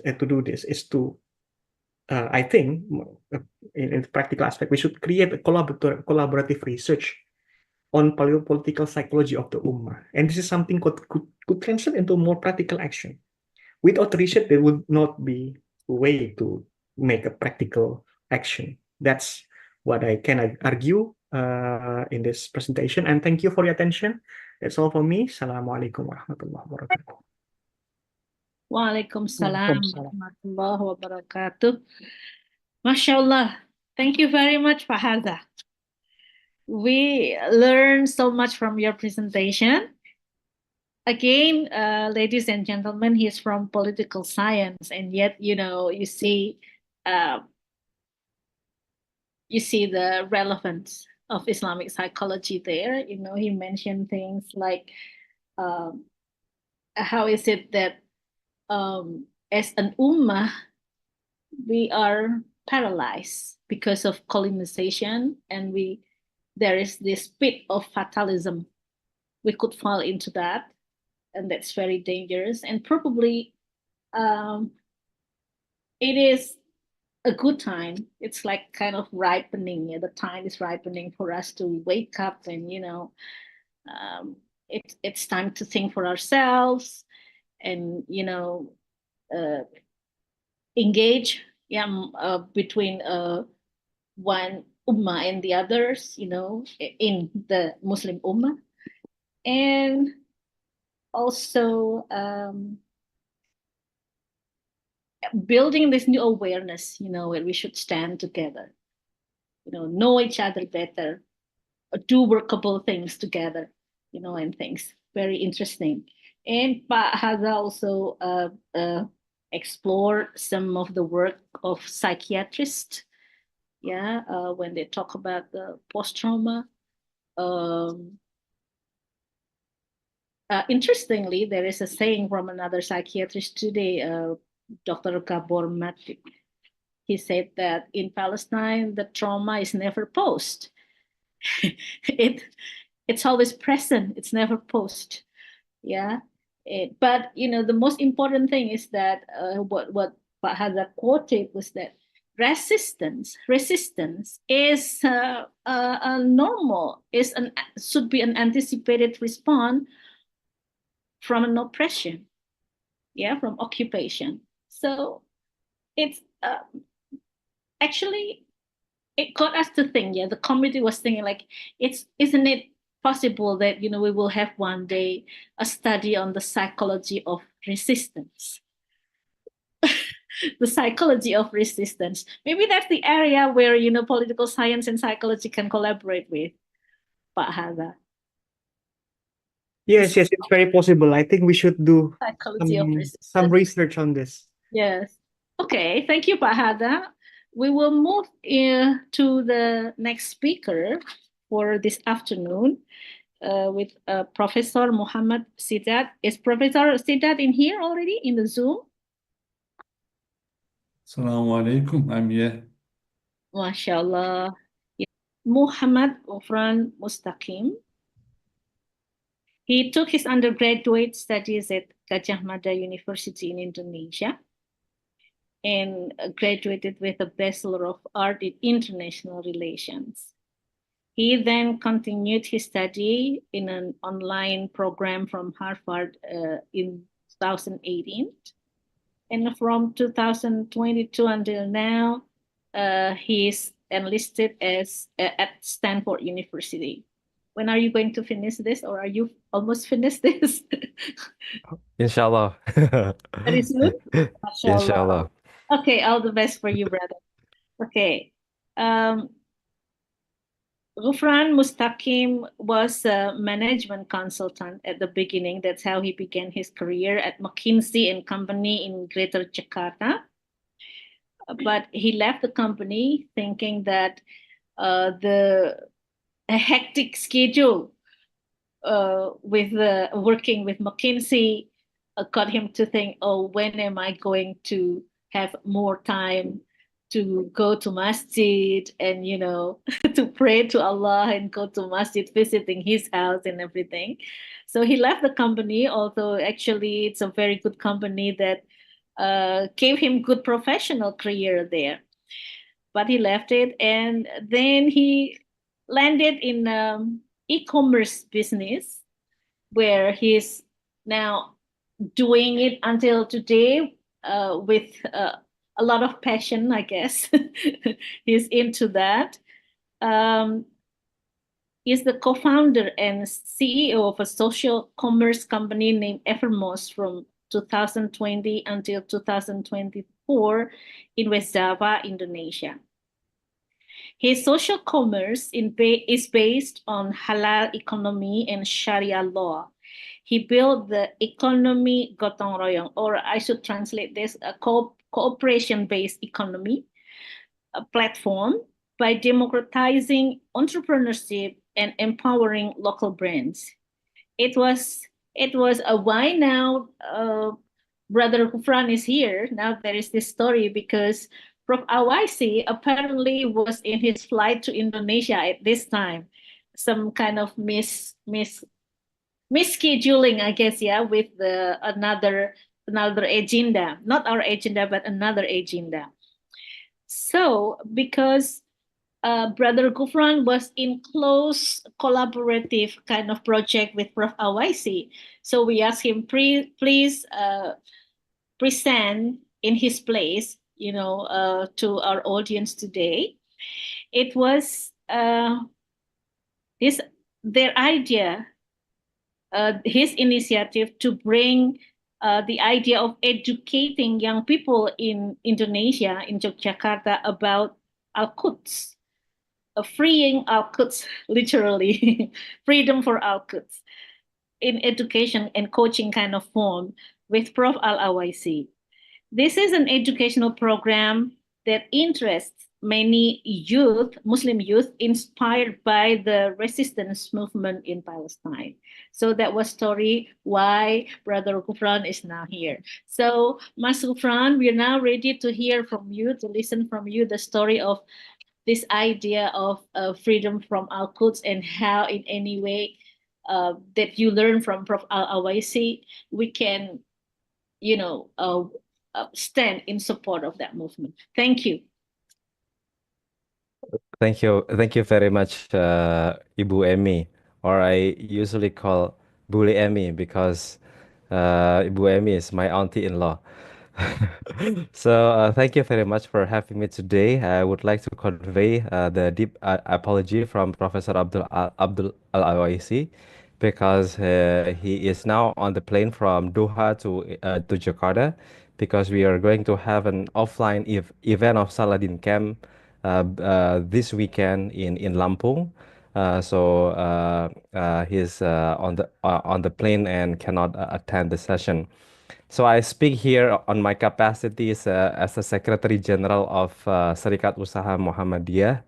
Serikat Usaha Muhammadiyah is a Muhammadiyah entrepreneur organization. Because we have some internal audience here, perhaps I would like to introduce a bit about Muhammadiyah. Muhammadiyah is one of the largest grassroots Muslim organization in the world with asset under management around 26 billion US dollar. If it is being capitalized, in the public market like a company, it would be around 270 billion US dollar of a valuation. Actually, I have a slide here that I can present. Wait a minute. Yeah. Yeah. So if it is being capitalized as a private company, Muhammadiyah would be around 270 billion US dollar of valuations. This is equivalent to big multinationals, even bigger than the one that are being listed here. And if it is being compared to the richest person in the world, Muhammadiyah is wealthier, is richer, even to the Elon Musk. So if it is assuming Muhammadiyah is being capitalized on a public market, but Muhammadiyah is a non-profit, and we have been around for more than 100 years. In fact, last day. Last 2 days we celebrate our milad for the 112 years of existence. So I'm in charge as the Secretary General of Muhammadiyah Entrepreneur Organization. And one of the program that we have in the Serikat Usaha Muhammadiyah is we have Saladin Camp and Saladin Community, in which we are spreading knowledge, ilmun nafi' to the young generation of Indonesia, including entrepreneurs and also the others, because Baitul Maqdis is very critical. I will share with you a bit my understanding about Baitul Maqdis from the Sheikh Abdul Fattah Al-Awaisi. Usually, a lot of people ask me why entrepreneur organization hold such program. What is the relationship between entrepreneur organization and Baitul Maqdis? So there are a lot of questions regarding that topic. The short answers is that we will never see Muslims entrepreneurs and Muslims company become a globally successful entrepreneurs and companies before we can liberate Baitul Maqdis. Because from geopolitical aspects, from the history, we learn that civilization that control Baitul Maqdis are the civilization that leads the global civilization. Like what we see today, Baitul Maqdis or Palestine is under the occupation of the West, of the Western power, and we see Western power are actually the one who lead the world right now, economically, politically, socially, culturally, militarily, science and technology. Western powers are now leading the world, and it is indicated by the fact that they are the one who occupy the Baitul Maqdis. And if we browse to the history since the classic Egypt, Babylonia, Roman Empire, Persian Empire, and then Islamic civilization. So we will see this a strong correlation that the powers or the civilization that hold Baitul Maqdis are the one who lead the world. So it is critically important for Muslim to be united in preparing the next liberation of Baitul Maqdis, because only by doing that we would see that Muslim Ummah would be able to reclaim our leadership in the world. Yeah. Baitul Maqdis is part of our Aqidah. When we the same way we love Makkah al-Mukarramah, Madinah al-Munawwarah, the same way we love those two cities, our love is also equal to Baitul Maqdis. In the Quran, we read a lot of history from a lot of Anbiya. And if we deep dive into the story or the kisah of Anbiya, Kisatul Anbiya in the Al-Quran, we would know that the background context, the background of the setting of the story is mostly in the area of Baitul Maqdis. We read the story of the Nabi Ibrahim alayhi salam, Nabi Yusuf alayhi salam, Nabi Isa alayhi salam. Many of the prophets that are being told in the Quran have the background settings in the Baitul Maqdis. So when we read actually we read a lot in a lot of information about Baitul Maqdis. The reason Professor Abdul Fattah popularized the use of by terminology because it is the terminology that is being used by Rasulullah Sallallahu Alaihi Wasallam. The term of Palestine is a more recent phenomenon. The terms of Al-Quds is started to be used 2 centuries after Rasulullah Sallallahu Alaihi Wasallam passed away. Rasulullah referred to the area that we currently identify as a Palestine. Rasulullah referred it as a Baitul Maqdis. That's why Professor Abdul Fattah and me as his student would like to also popularize this terminology again because this is the terminology that is used by Rasulullah. Yeah, yeah. Yeah, Baitul Maqdis is very special in our deen, in our religion, because this is also the first qibla of the Rasulullah and the Sahaba. This is the place where Rasulullah performed Isra and Mi'raj to receive revelation and instruction of the Salah and etc. So it is a very special place of the Ummah for Muslims, and when it is now under the occupation of the Zionists, which is the representative of the Western power, we need to do it is in our priority agenda to be able to liberate Baitul Maqdis.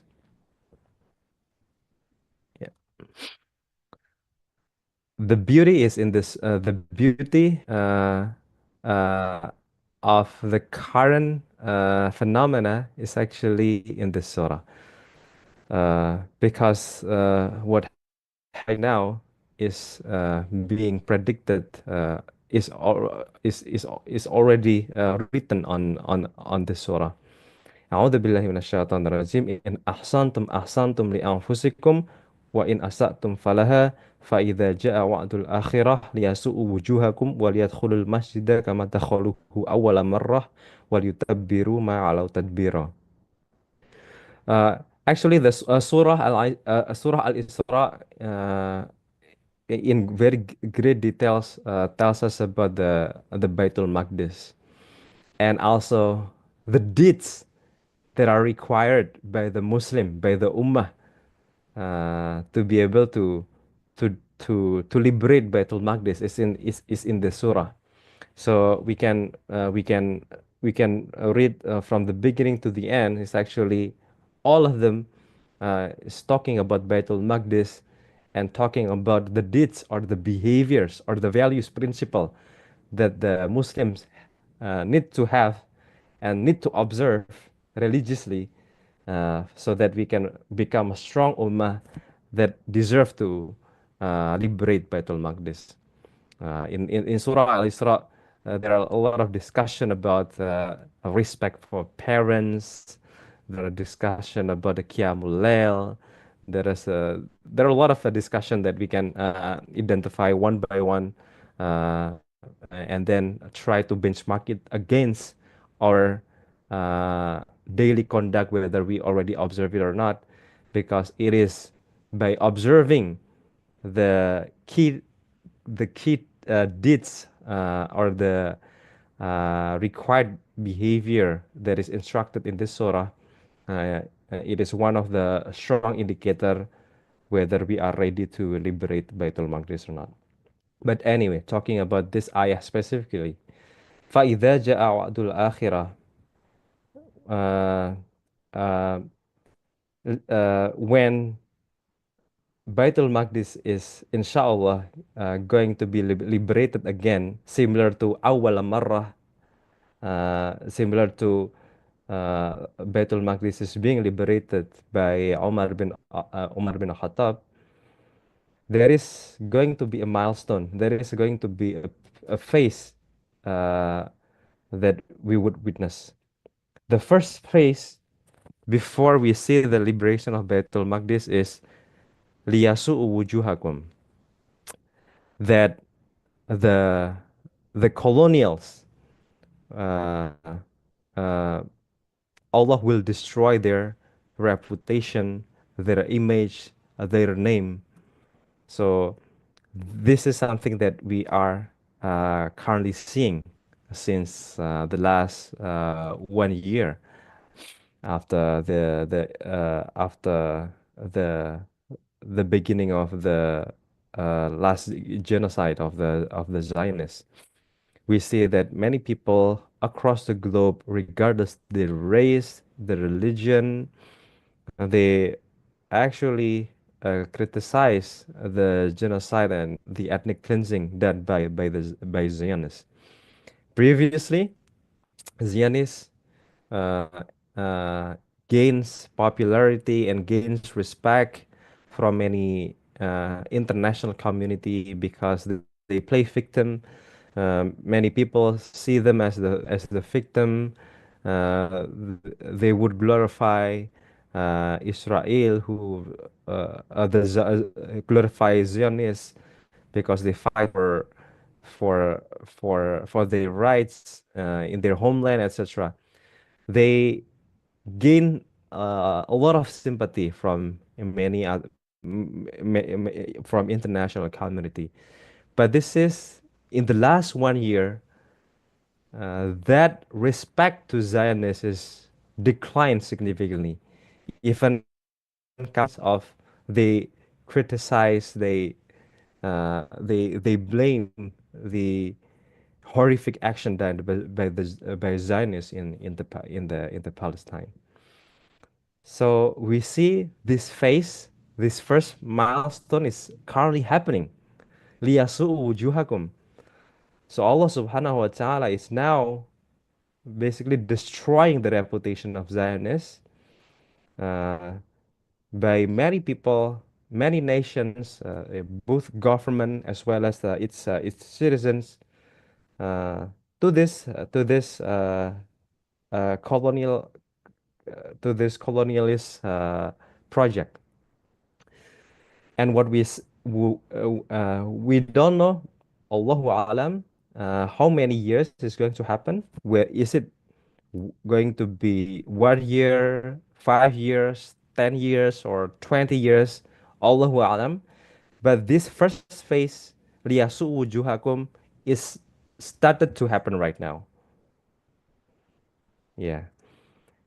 And after that, waliyadkhulul masjida kama dakhalu ahwal marah.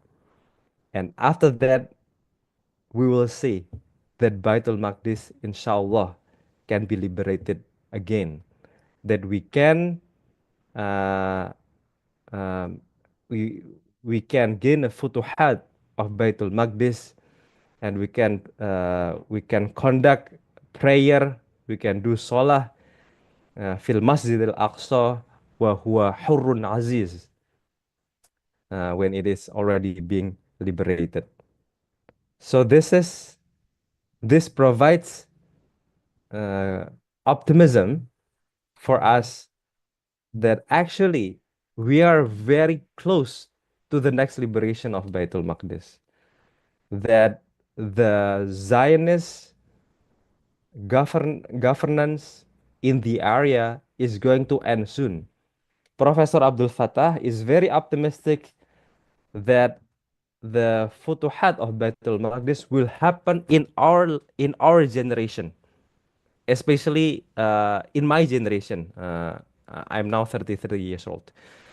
So Professor Abdul Fattah, he already done research about Baitul Maqdis for almost 40 years and deliver lectures in many parts of the globe. From his perspective, and also by reading this, by interpreting the surah, he has a very strong view that the next liberation of Baitul Maqdis is going to happen within our time. Now, what is the agenda from the Ummah? So the agenda, the priority agenda from the Ummah right now is to prepare for the next liberation of Baitul Maqdis. And the preparation of Baitul Maqdis is not enough with empathy, is not enough with sympathy, is not enough with giving donation, transferring money to help the people in Palestine. It's not enough. We need to go to the next level if we want to prepare the next liberation of Baitul Maqdis.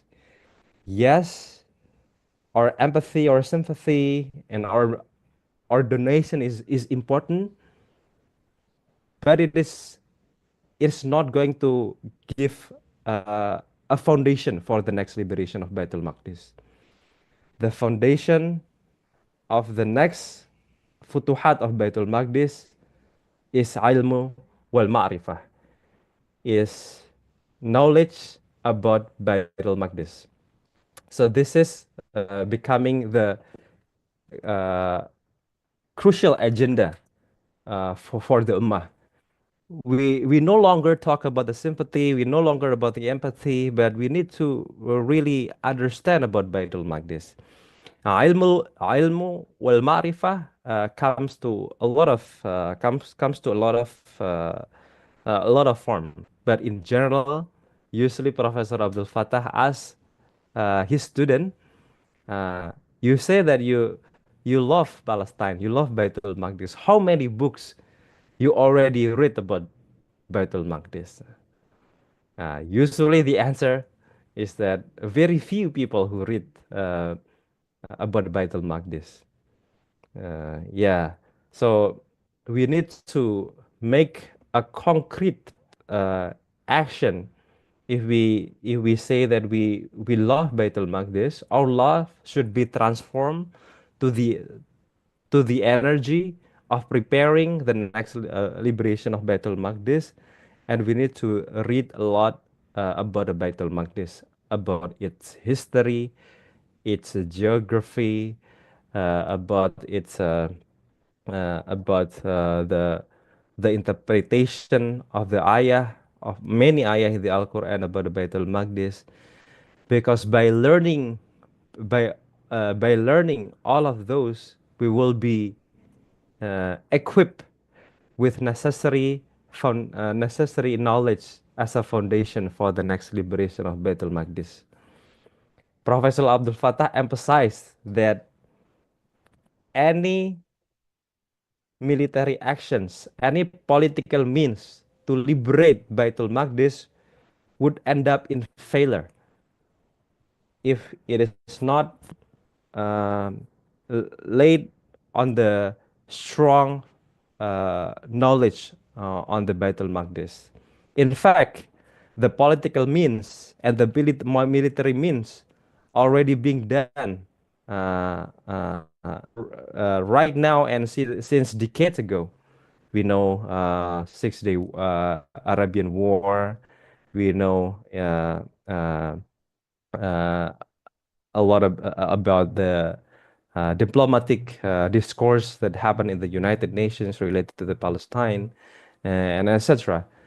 But the reason why up until now it hasn't come to the fruition is because among the Ummah, the knowledge related to Baitul Maqdis is very limited. Only a few people study Baitul Maqdis. Even me myself, I just started reading the book about Baitul Maqdis since the end of last year or 1 year ago. Before that, I just hear from the YouTube, from social media, but I don't pay attention to the deeper discourse on the Baitul Maqdis. Yeah, yeah. And Professor Abdul Fattah always emphasized that a liberation of the land would come first from the liberation of mind.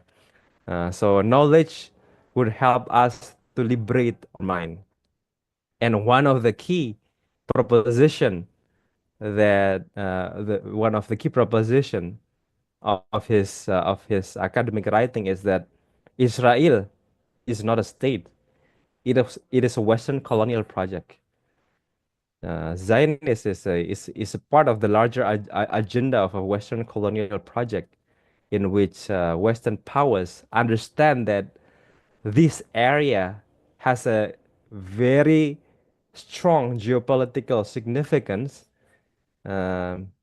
Western powers should have an access, should have a representative that they can rely on to control this area, and they create uh, orchestrate the creation of the Zionists and then being implanted to the Baitul Maqdis right now. Because if uh, if if Western powers do not have Zionists in the area, then it is easier for Muslim countries to be united and then would conflict with the interests of the Western powers in the area. That's why up until now, even though they see with their naked eye genocide is happening, ethnic cleansing is happening, they support Israel. They support the Zionist movement because it is their in their best interest to protect their leadership in the global affairs. If Zionist movement fall, and then it is under the service of the Muslim again, then it is easier for the Ummah to be united and then to expel the Western interests in the area. So this proposition can only begin when we learn about Baitul Maqdis. And about the futuhat of Baitul Maqdis, we don't have to create our own recipe, because Rasulullah Sallallahu Alaihi Wasallam already exemplified the steps and then the strategy on how to liberate Baitul Maqdis. Because in the time of Rasulullah Sallallahu Alaihi Wasallam, Baitul Maqdis is also under occupation. At that time, under the occupation and Roman and Persian empires become the battleground for those two superpowers at the time. Baitul Maqdis was under occupation during the Rasulullah Sallallahu Alaihi Wasallam, and Rasulullah Sallallahu Alaihi Wasallam prepares his Sahaba for the liberation of Baitul Maqdis. There are a lot of things that are being done by Rasulullah, from as simple as making the habit of reciting Surah Al-Isra before going to sleep. Rasulullah Sallallahu Alaihi Wasallam, it is in his he had a very discipline to recite Surah Al-Isra before he's going to sleep, because it would remind him about the Baitul Maqdis and also the deeds that need to be observed by Muslim to become a strong ummah that are ready to liberate Baitul Maqdis. And also sharing about the stories of the prophets with a background setting in the Baitul Maqdis, etc. In general, there are three preparation that is being done by Rasulullah Sallallahu Alaihi Wasallam to his Sahabah to prepare the Baitul Maqdis Futuhat. Number one is Al-I'adat Al-Ma'rifi, or the preparation of the knowledge. Second is Al-I'adat As-Siyasi, the preparation of the political means. And then the final one is Al-I'adat Al-Ashkari, the preparation for the military means. So these are the three steps that are being taught by Rasulullah to his Sahabat to prepare for the liberation of Baitul Maqdis at that time. And then finally, during the leadership of Umar bin Khattab, Baitul Maqdis was liberated. But the preparations come long before that. It is even before Rasulullah and his Sahabat perform hijrah to Madinah Al-Munawwarah.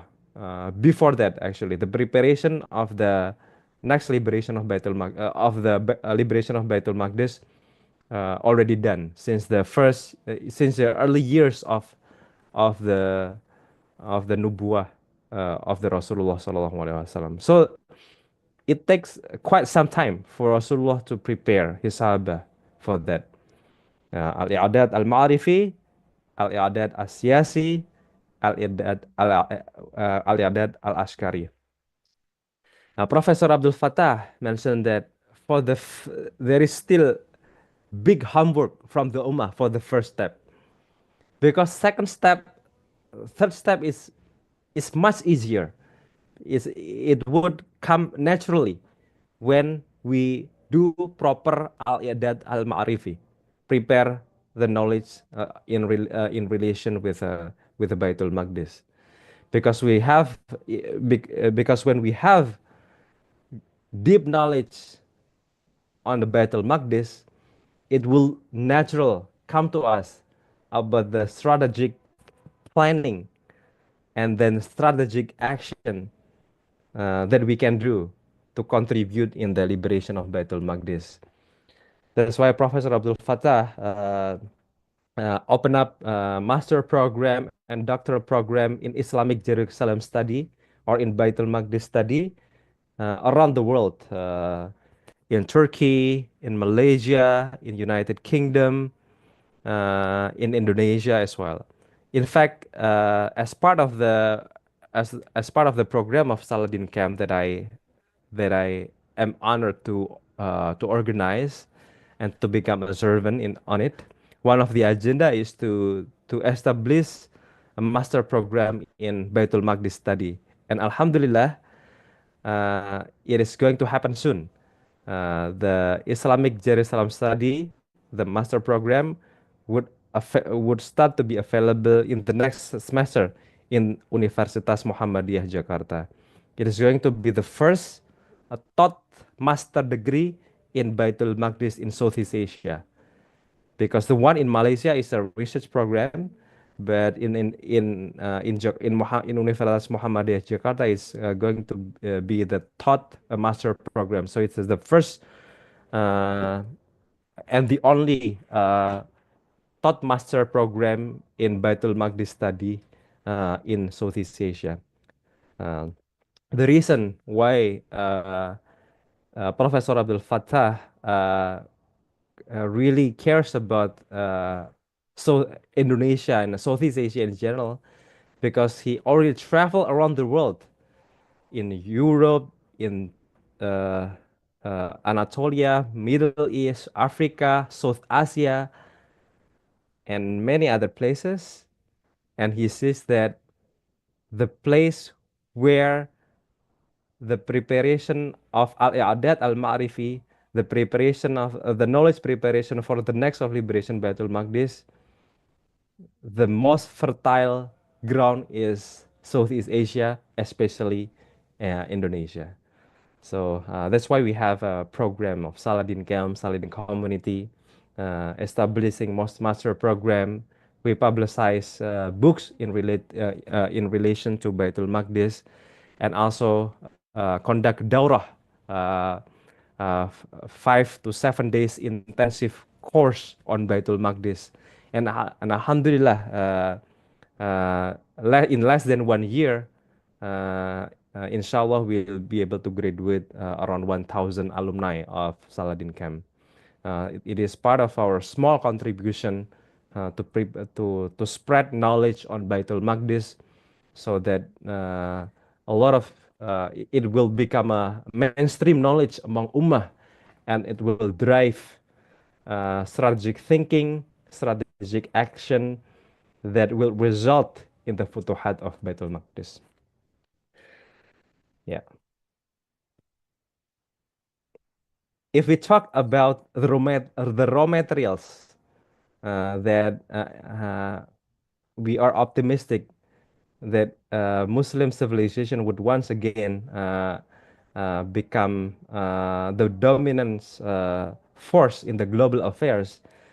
For example, we'll see that global Muslim population is grow really fast and will outnumber any other religions in the middle of this century. So now Christian is still number one, but at the turn of this mid century, inshallah, Muslim population will overtake the Christian population as a number one religion in the world. But actually, if we divide Christian to Catholics and Protestants, actually now Muslim is already leading. But assuming Christian is still one single religion, inshallah, by mid of the century, we will become a number one, and it will grow from 2 billion people to 2.8 billion. If you talk about this population against other countries, it is actually India and China combined by 2050. So it's very huge. And from economic standpoint, at the moment, the GDP of a Muslim majority country that is part of Organization of Islamic Cooperation currently contribute around 22% of the world's GDP. But it is projected that by 2050, the contribution of the Muslim majority countries' GDP would be around 32%. It is larger than China and India's GDP combined. So economically speaking, this ummah is not only in terms of the population, but in terms of economy as well. A Muslim ummah is going to be very, very strong, and would play significant role in the global affairs.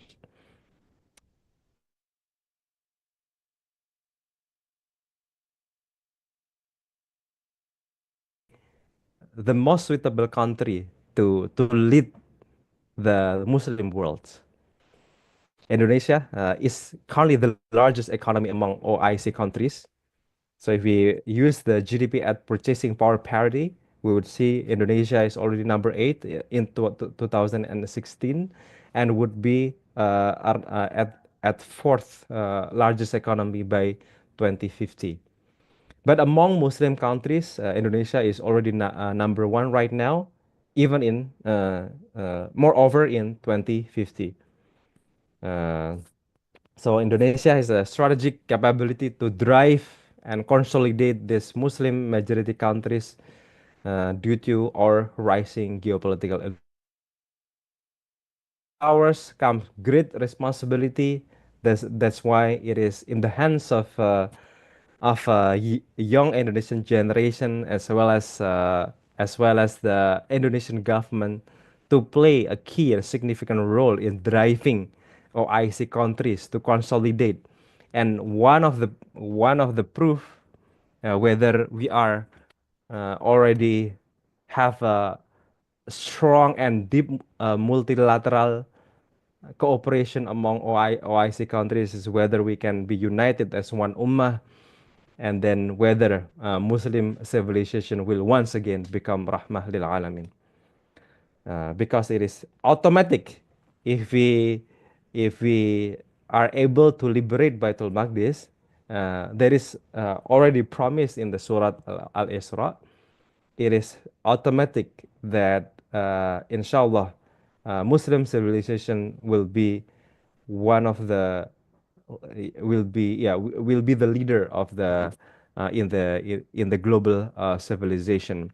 We are going to lead economically, politically, in science and technology, and etc. So that's why this is my slide, my last slide. I would like to emphasize that it is in the priority of a Muslim to transform the sympathy, the empathy, or the donation that we have to something more crucial, which is preparing the next liberation of Baitul Maqdis. And the first step to do that, and the most important step is al-i'dad al-ma'rifi, is the knowledge preparation. So I invite all of the audience here, and I remind myself to continue our study on the topics of Baitul Maqdis, because inshallah Baitul Maqdis will be liberated in our time, and we need to take it as an opportunity of amal jariyah, to contribute in our ways to be part of the next Futuhat. I would end here. Thank you very much. I'm just sharing limited knowledge that I gained from Professor Abdul Fattah Al-Waisi. I will give the microphone back to my auntie-in-law, Bule Emi.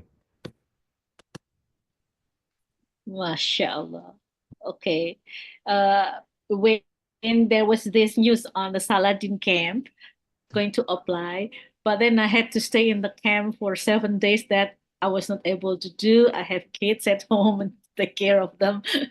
So maybe next time when the programs doesn't require me to stay at the camp, camping for 7 days, to join to prepare myself for the knowledge of liberation. MashaAllah, this session really, I think, has given us a lot of insight from the first speaker, that there is this psychology of resistance we need to study, and it has to be an interdisciplinary fashion, how, we have to understand the Ummah. This political psychology is something that is needed. And also, Prof. Dad emphasized the concept of Sahada. I think that was really touching. Sahada is not just a statement of worshiping one God, but it can be defined in how we witness, the Ummah today, and how we are going to reflect on, what we have to do. And I think similar to what Brother Gufran has already mentioned, about how is it that we need to prepare ourselves to help the Ummah. It's not just about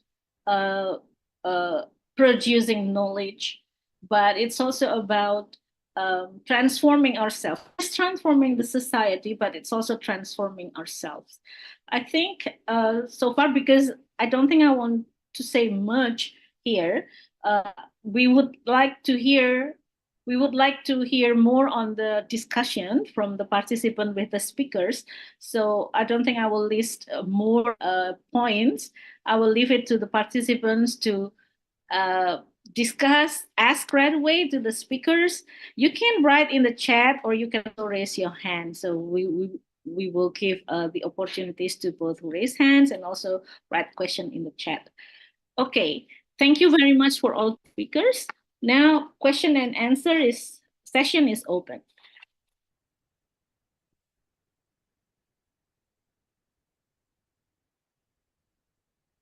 Okay, hand raise here. I might not be able to see. Somebody need to help me to see. Yes. I am Dr. Amjad Tufail from Lahore, Pakistan, and I would like to say something. Sessions held, if you permit it. Okay. Yes, of course. I was informed that there is Professor Tufail from Lahore, Pakistan, joining this session. It's a great honor Yeah. for Prof to have you with us. And please, yes, have your say about the issue, yeah, on Baitul Maqdis. Now, using Brother Kufran, Prof Awaisis term, Baitul Maqdis issue, and also Yeah. the transformation of the Ummah. Okay, Prof, please. Thank you so much. Thank you very much. First of all, I would like to introduce myself very briefly. My name is Dr. Amjad Tufail. I am Associate Professor of Psychology and Chairman, Department of Psychology, Lahore Leeds University. We have also formed here an organization named Society for Advancement of Muslim Psychology. And for last 29 years, we are working on the formation of a psychology which is liberated from Western thoughts and try to construct our own concepts, variable and research construct related to our culture to understand better. That is my brief introduction. Now I would like to talk about Muhammad Ghufran Mustaqim. Maybe I hope my pronunciation is correct. Perfect. Perfect, Yeah, Professor. because these are common names in Pakistan and Indonesia. Sir, you have delivered a very enlightening speech, and you display a very positive picture, although indicated the weaknesses we have on this point of history. And you give a very enlightened futuristic perspective on this, and saying that we will exceed in numbers. That will be a very good indicator. But my opinion, we are lacking in quality of human resources of Muslim population across the world. We do not have much institutions. The institution who taught our younger generation about the real picture of Islam, about the basics of knowledge in Islam, and generally the scientific disciplines and technologies which are shaping our world. So, in my opinion, it is very important for us to concentrate on the quality of human Muslim populations, so we can compete with the Western countries. I am 100% agree that Israel is not a Jewish state. And I would like to add, and feeling very pleasant, that our founder, Muhammad Ali Jinnah, usually called Qaid-e-Azam, he stated in 1948 that Israel is a illegitimate child of capitalist countries. And he stated that Pakistan will never recognized, because it is like to putting a knife in the back of Muslim Ummah. So we Pakistani are very much clear about it, that we will never accept Israel as a Jewish state, because it is not. And we will fight at all levels and all platforms for the liberation of Baitul Maqdis. Unfortunately, from last 30 years, we are badly indulge in political chaos, rivalry between political parties, rivalry between establishment and democratic forces, which has weakened our socio-political phenomena, our cultural strength.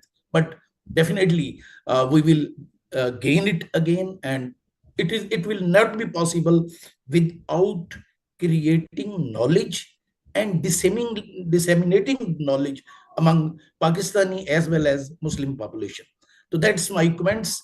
I'm once again thankful for your permission to add me in this conference and allowing me to convey my thoughts on it. Thanks a lot. MashaAllah. Thank you. Thank you, Prof. See how we are connected to each other here in our thought about the Ummah. Inshallah. Yeah, inshallah. Yeah. Okay. Inshallah. Any question that we can take here?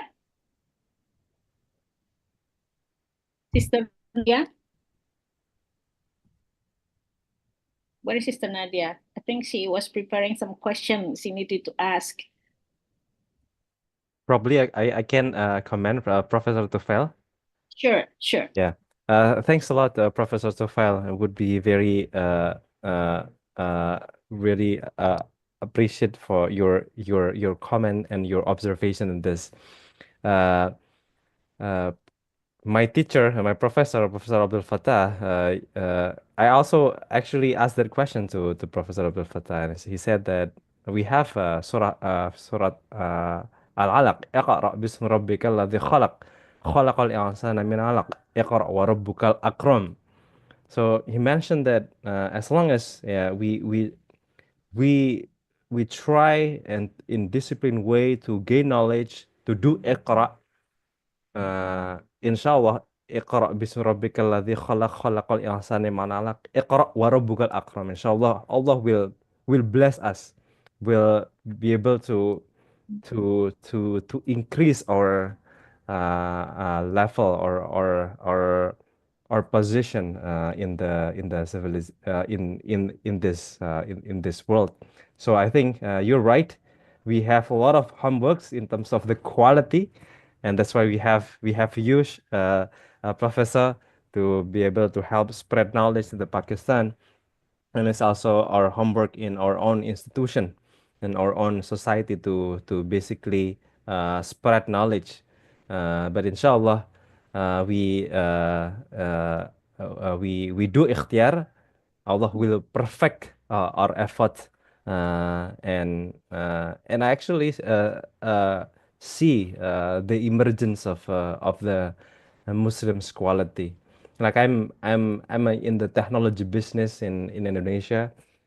We have a lot of Muslim tech founders in Indonesia who are able to build multi-million or even multi-billion tech company.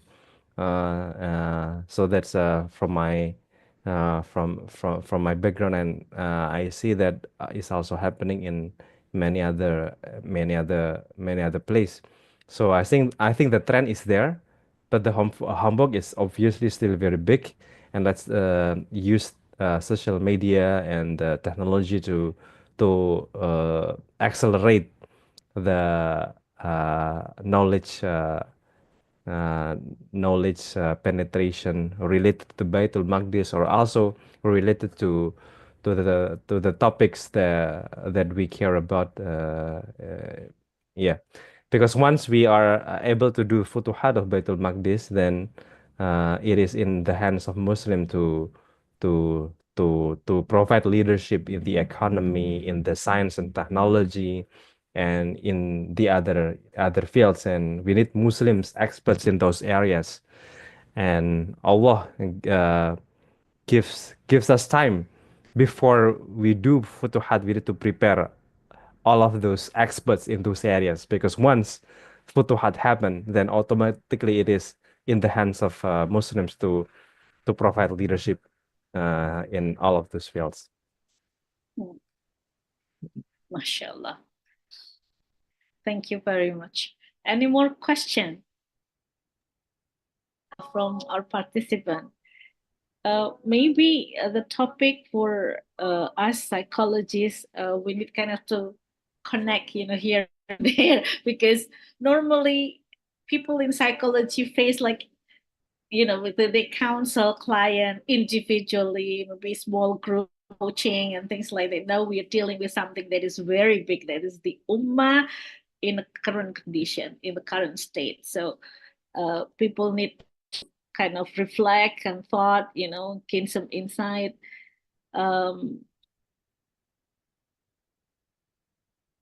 Okay, I think participants get the positive and optimistic tone by listening to all the presenters today. And so far, that what we observe in Indonesia regarding the decolonizing the knowledge is the area that kind of move smoothly, not really smoothly. We struggle with that, but we do that seriously as compared to other area is in the area of economy and then psychology. I see that those two areas are rolling with this decolonizing. However, it is still a lot to be done, really, with all that is already available from the main psychology. Probably, if I have to ask question to Professor Sidat, is the strategy for decolonizing psychology.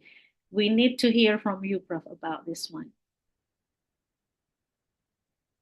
If you have suggestion on that, then we can take as our strategy, in decolonizing that, and especially when we look into the Ummah in its current state, we want psychology that speak to our Ummah, to ourselves.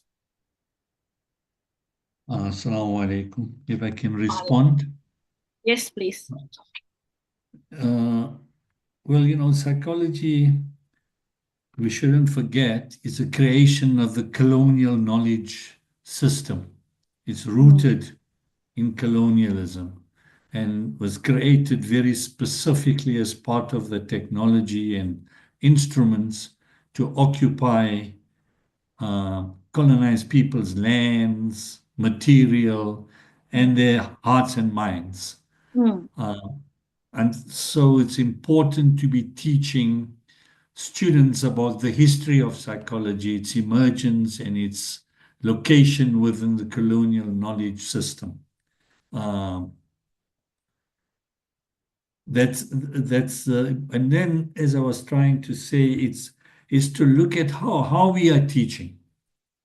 So what is the methods we are using? Are we generating critical thinking? Are we engaging the students to be epistemic agents rather than just repeating texts and memorizing and regurgitating what they read? Right? So it's to get our students and our young people to think critically, to read carefully, and related to that, a third point is to be looking very carefully at what is it that we are teaching. So, for instance, what would a psychology course look like if in your first year, your student is reading Malik Benabi instead of Freud? Your first year student is reading Fanon instead of Margaret Mahler or some other Western thinker. So if you start with that point, and then later, once a student has grounding, it is important to be exposing students to Western thought. But where's the grounding first? What is our location, right? Are we thinking from our location epistemologically, whether we are based in the South, the greater South, yeah? That's important. And then maybe just two other points. I think our universities are too trapped in mimicking how Western universities function and are managed. Our universities and our university leaderships, not just in Muslim countries, but in the greater South, are too obsessed with ranking, with how we compare with the Ivy Leagues of the US and the UK. We are too obsessed. We want to emulate those institutions. And in the process, we lose our ilm agenda. If we are to really read in the name of your Lord, Ikra, read in the name of your Lord, not in the name of the West, there's already a fundamental problem there. We are reading in the name of the West. We are reading in the name of capitalism. We are reading in the name of some other superpower, not in the name, not Ikra. And so we have to make a fundamental shift. And this means engaging in conversations and, if necessary, challenging the leaders of our institutions. We have to reimagine our institutions, how we teach and what our institutions are. We're not just producing another capitalist subject who on graduation is only interested in earning a large salary, or finding a job in Europe. It's problematic. And then the last point I want to make, and I think the three other speakers, including Brother Amjad from Lahore, was making, is we need to rethink our disciplinary boundaries. If you are teaching liberation, then what should our students be learning? Should they, for instance, a student who's interested in psychology and Islam, after listening to the previous speaker, should that student do a course on Baitul Maqdis? Even though you're a student of history, a student of psychology, a student of anthropology, should all the students do a course on Baitul Maqdis? Yeah, so it's how we think transdisciplinary, multidisciplinary, cross-disciplinary. To think about the mind and the heart, to think about cognition, to think about perception, and to think about all the things that psychology usually focuses on, we have to broaden our lens, our unit of analysis. Our unit of analysis is not just the individual, it's community, it's a transnational community, what we call Ummah, right? And do we, as people who are interested in the psyche, the collective psyche, how do we train our students to imagine a different world? Imagination is powerful, isn't it? So how do we cultivate our students to be imaginative in this time of horror? Yes. Hope is based in imagining a different future. An ummatic future is very different from the current future. And how do we engage with humanity? We are not just, sure we are Muslims, but we live in a world, pluriversal world. So how do we engage with those who are of a different faith, of a different culture? How do we engage? How do we prevent our students to engage with a universal humanity, not one based in the UN Charter, but a different one? Okay. Yeah. So is to challenge our institutions, but also to challenge our political leaders. Our political leaders are in awe of capitalism. They're in awe of the Western empire. They constantly desire a place in the colonizer's table. And it's a problem. We say we're part of the Ummah. Our leaders dress like us. They speak Arabic. They speak Bahasa. They speak Urdu. But their hearts are somewhere else. Okay. That's my radical thoughts. Shukr. Yes, but we need that radical thought from. Thank you so much. Would you like to allow From, me yeah, from again Amjad, say you something? also raising hand. Okay, you Yeah. can say more. Thoughts.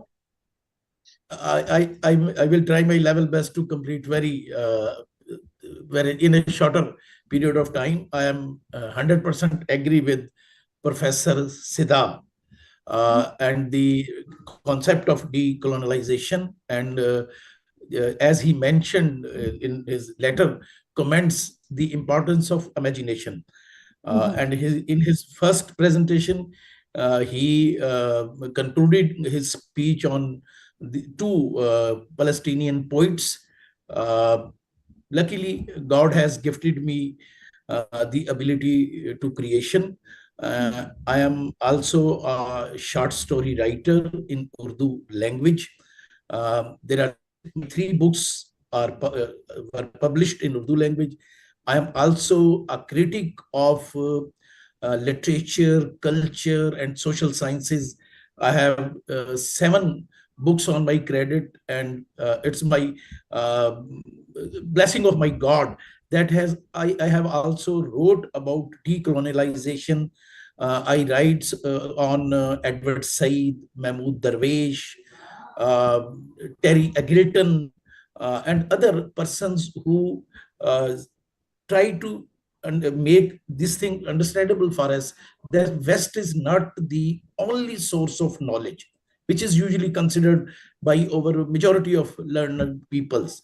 And as I mentioned, my teacher, Dr. Azharali Rizvi, who founded Society for Advancement of Muslim Psychology in 1995, he started his work some in 80s. He wrote his PhD thesis on Muslim tradition in psychotherapy and other modern trends, and he tried to develop 3, you may say, models based on Imam Ghazali, Shah Waliullah, and subcontinent's researcher Maulana Ashraf Ali Thanvi.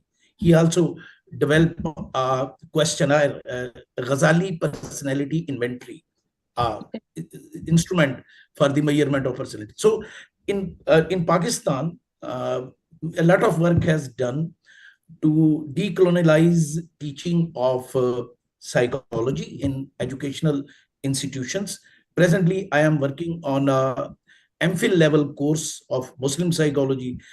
We like to call it Muslim psychology in Pakistan, whereas in other countries it is called Islamic psychology.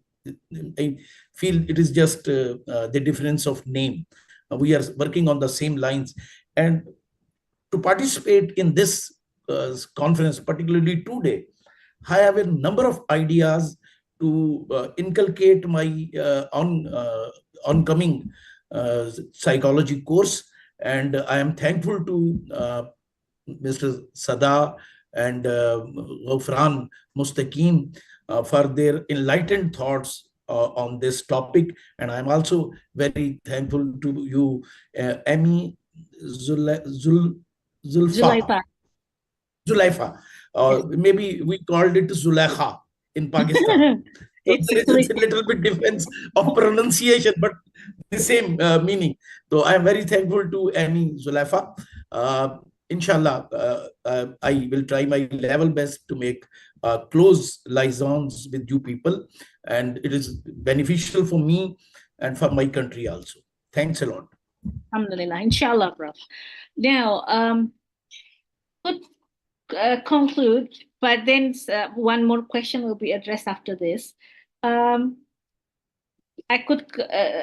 tried to come from the presentation of Pak Haza, also Prof. Sidat, and also Brother Ghufran, that the knowledge that we are producing and that we are going to learn from and that we are going to teach to the student, it should be a transformative knowledge.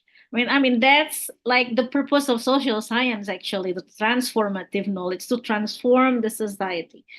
Okay, now I have a question to Pak Haza and also to Brother Ghufran, because you both are from political science, and for Brother Ghufran is political science and also economy and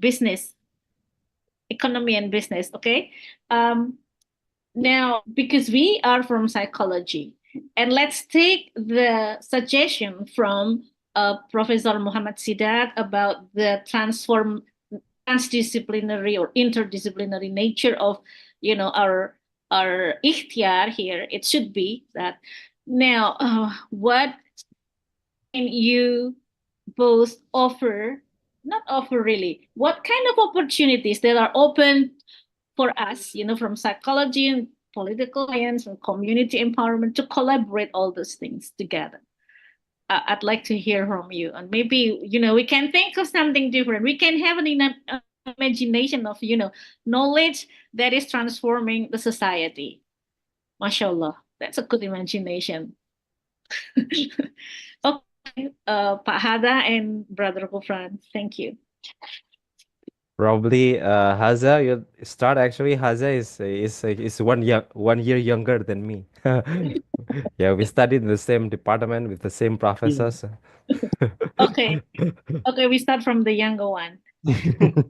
Thank you so much. It's a privilege to share this this panel together with my beloved senior Mas Gufron.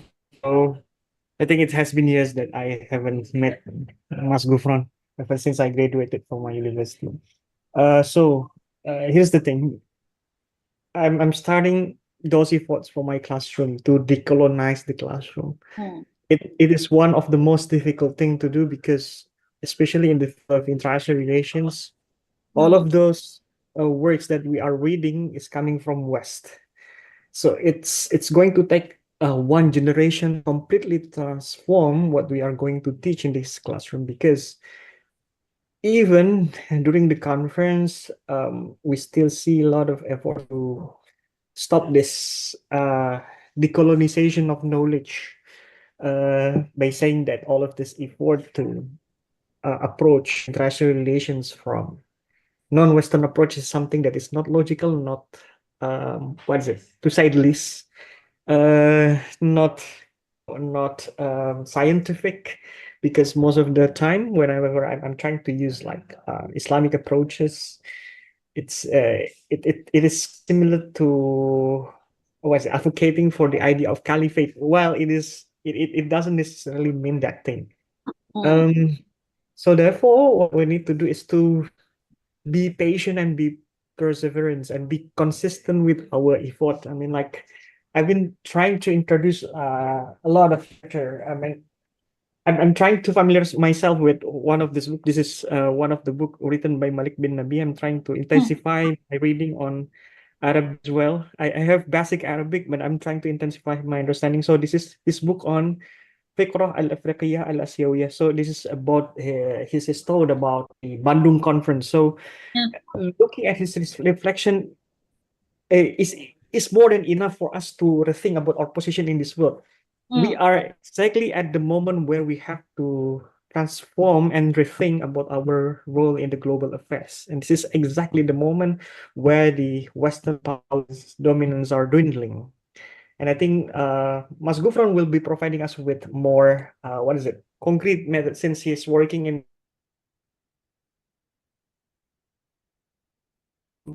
Mas Gufron would be able to provide some more practical advices to the participants here.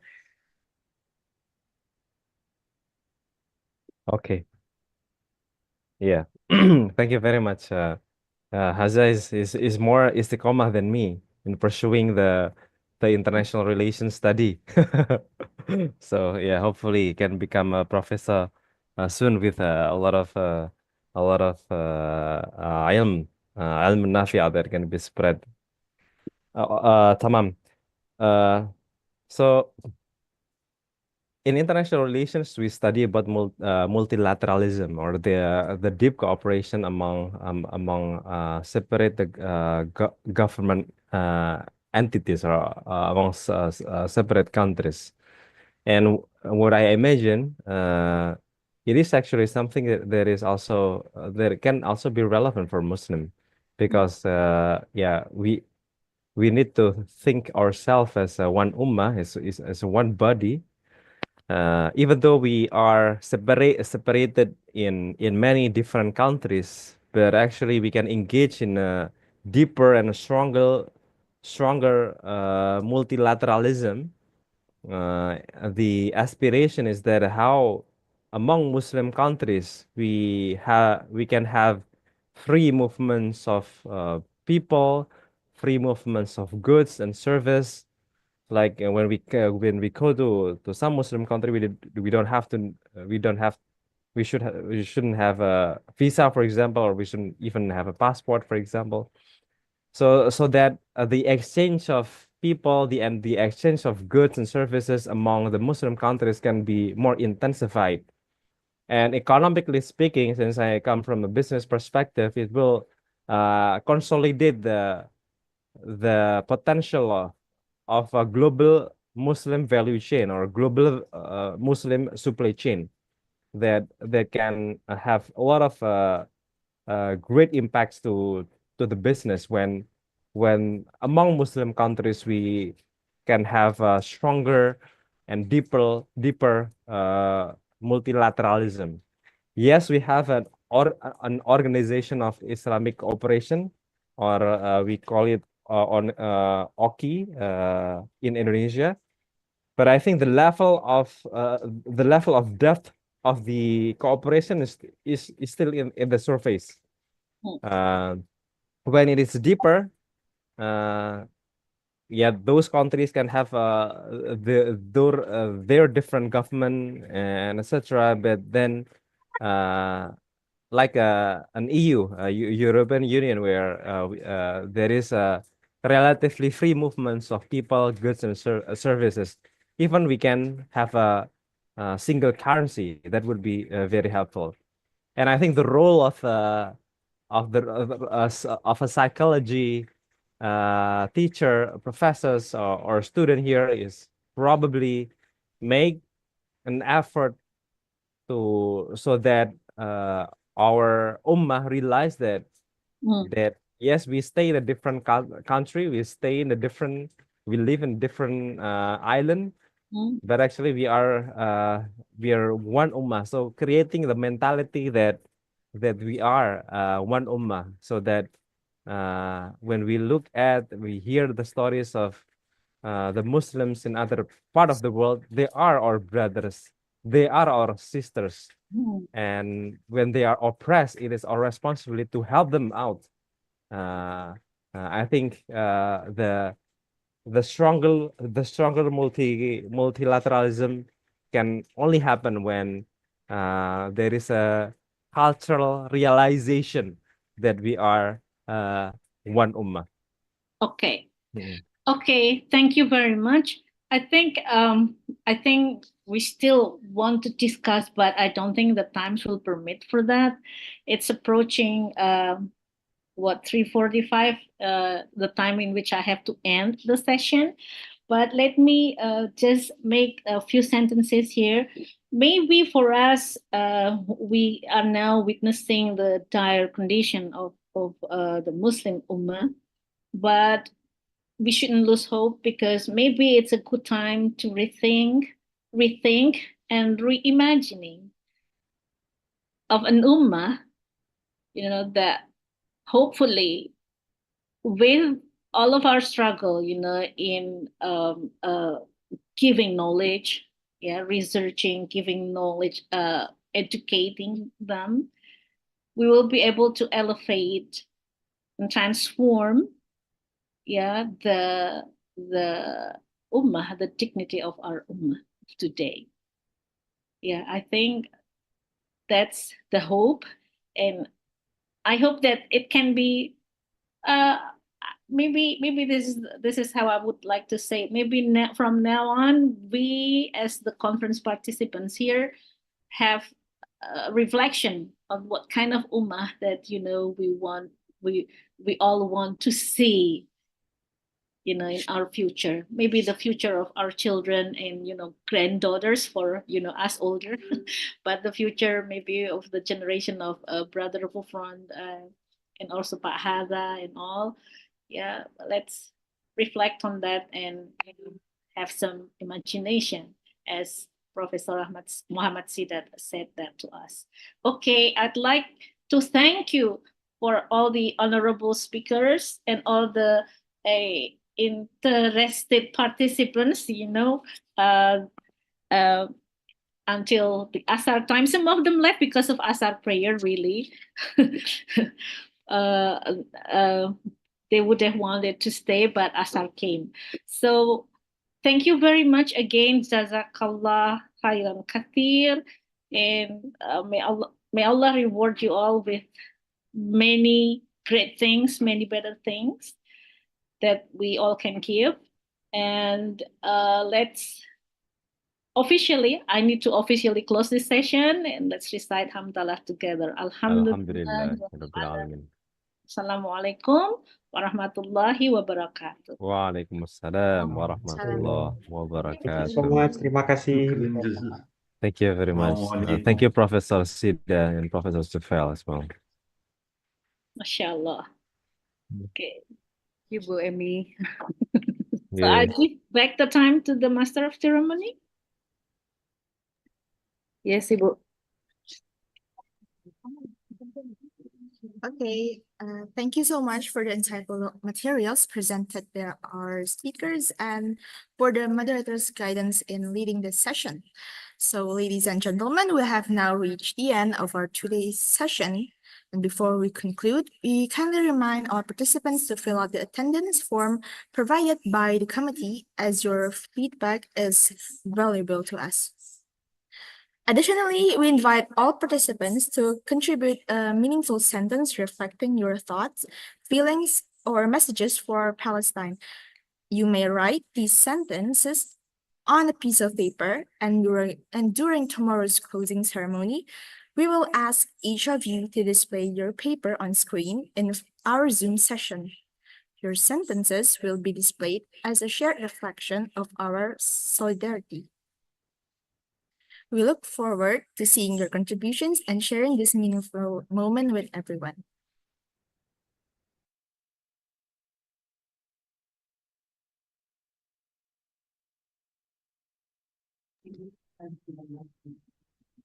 On behalf of this committee, I would like to express my sincere gratitude for today's speakers and everyone who has joined us here in the Second International Conference in Islamic Psychology 2024, hosted by Center for Islamic Psychology Studies, Department of Psychology, Universitas Islam Indonesia.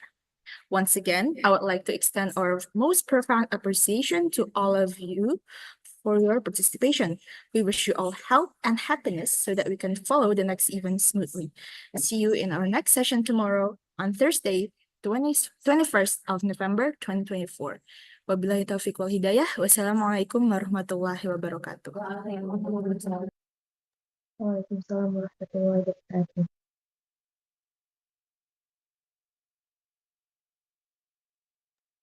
Thank you, everyone. See you tomorrow.